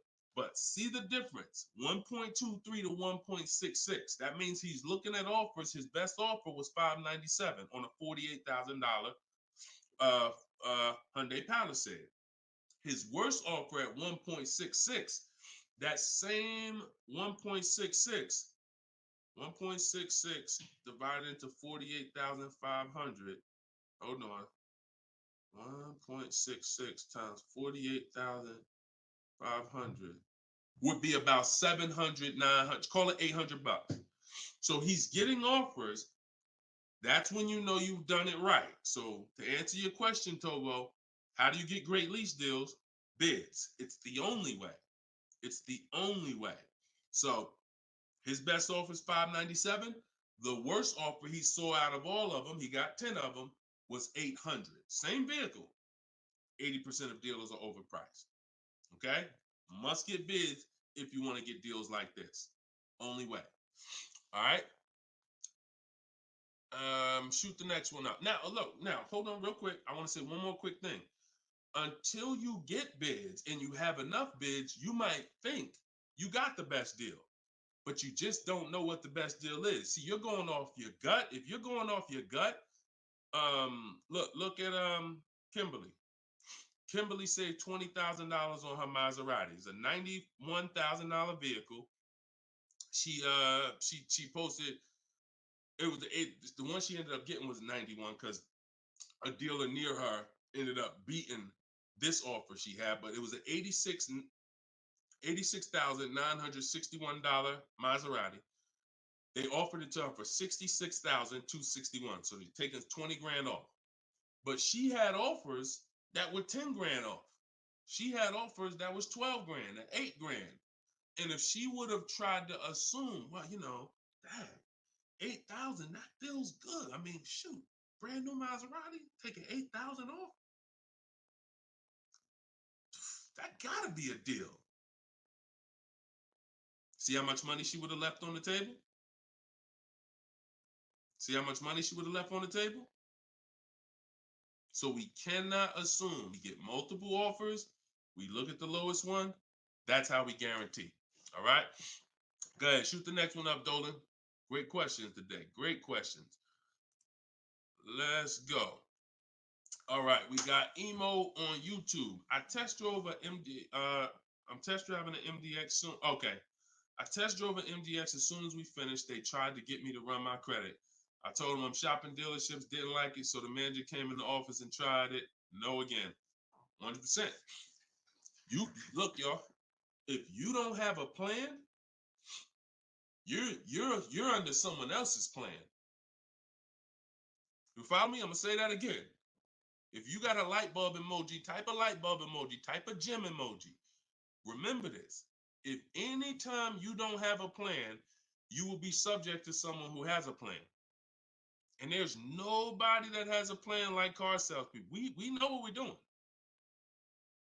We are not trained in much. We're not trained in finance like we should be. We're not trained in buying versus leasing like we should be. We're not trained in resale values like we should be. We're not trained in insurance products like we should be. There's more insurances to consider with a car than there is a house. Kid you not. Extended warranty, that's an insurance policy. You might use it, you might not. Tire and wheel, that's an insurance policy. Gap insurance. You have auto insurance. There's multiple insurances that you need to consider in this business, when you're buying a car, when you're leasing a car. We're not trained in none of that like we should be. But what we are trained in is how to make sure we have enough information to sell you what we want to sell you. And so if you don't have, and the least, the people with the least integrity, they are certainly going to try to pin you down with the credit check. Can't give you a credit. I can't give you a quote without your credit. Come in. I need you to be here. When can you come? First question they ask, y'all, right? Who's getting phone calls from dealers right now? Raise your hand and type me if you're getting phone calls from dealers right now for any reason. Bring your car in early. Hey, your lease is almost up.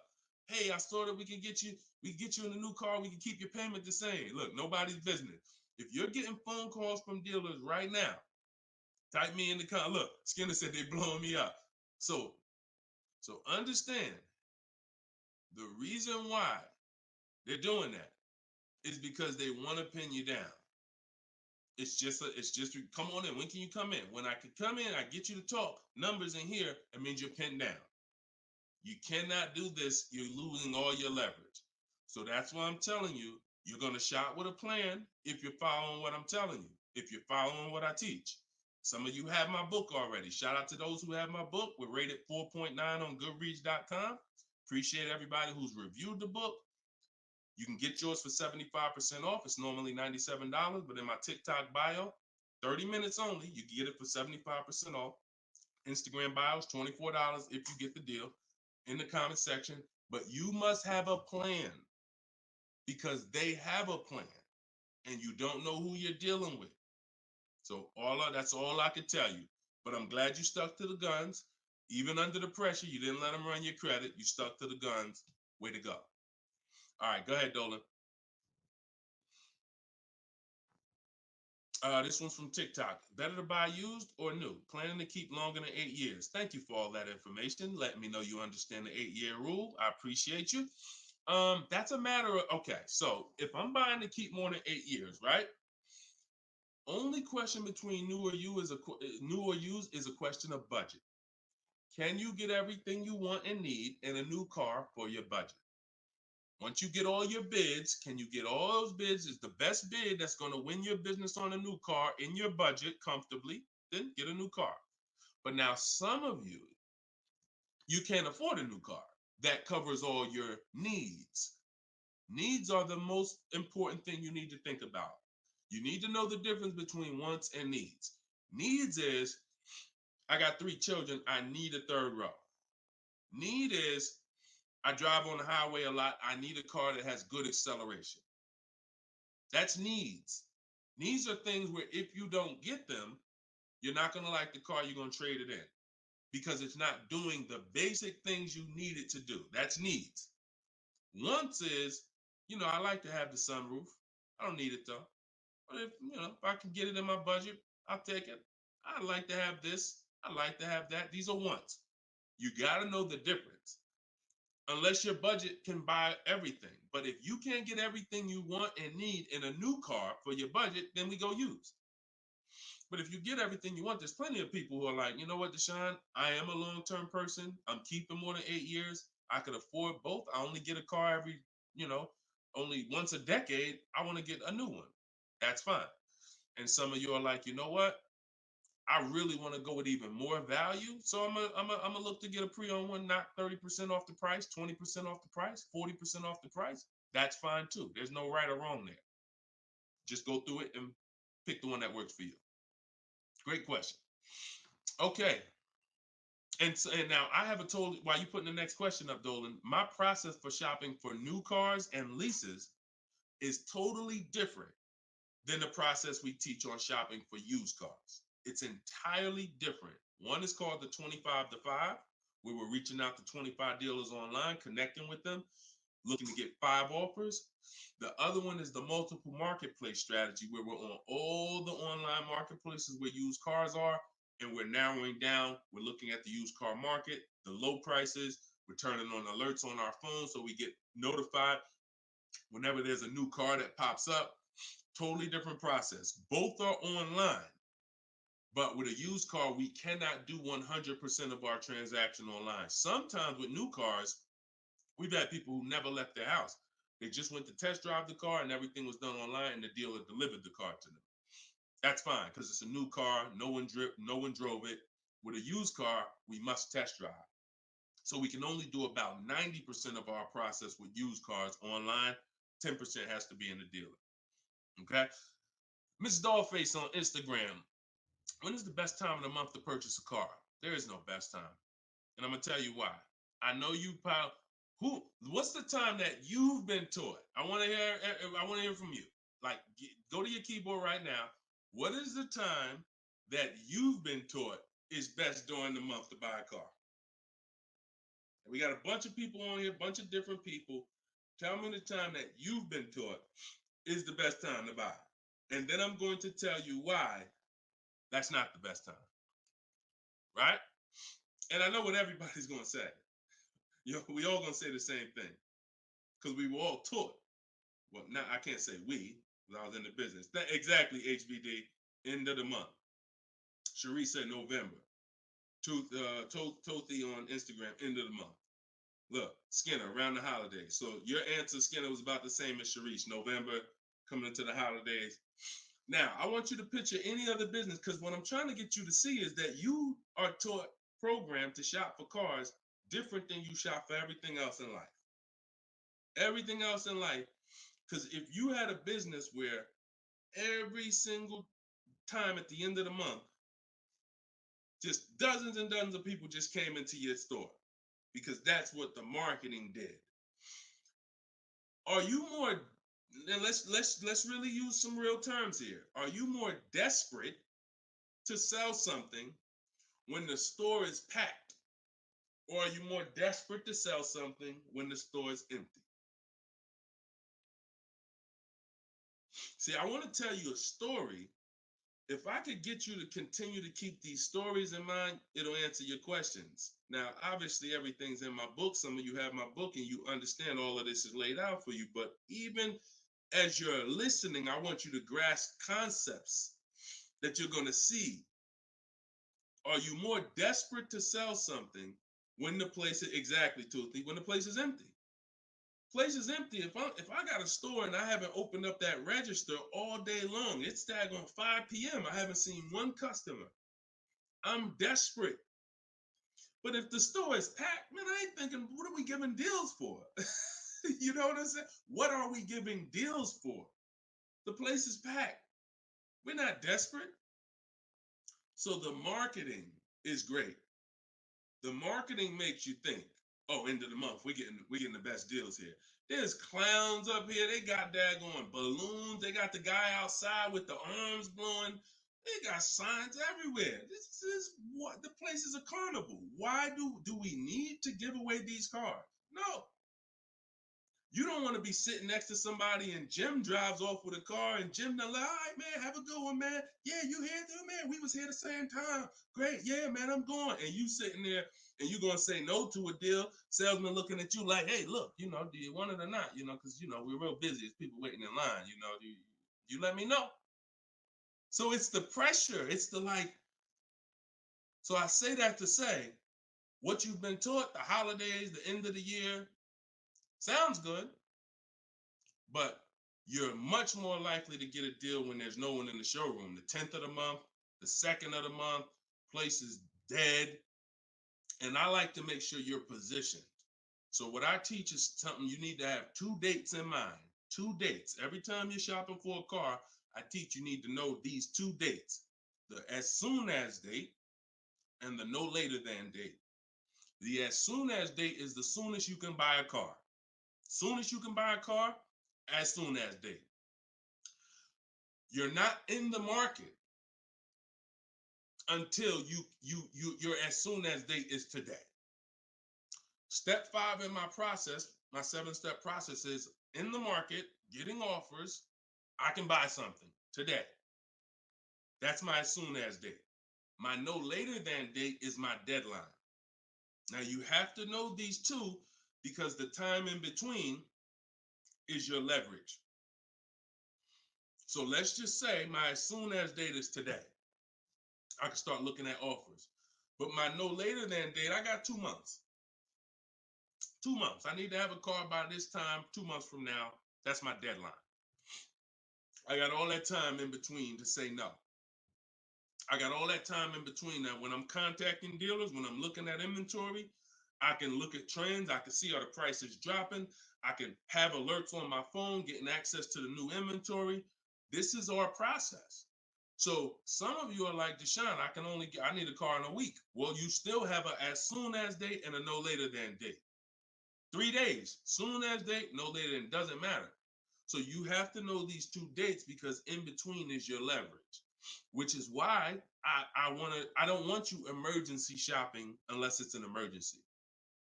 Okay? I don't want you emergency shopping. Don't get into the habit, don't stay in the habit of emergency shopping.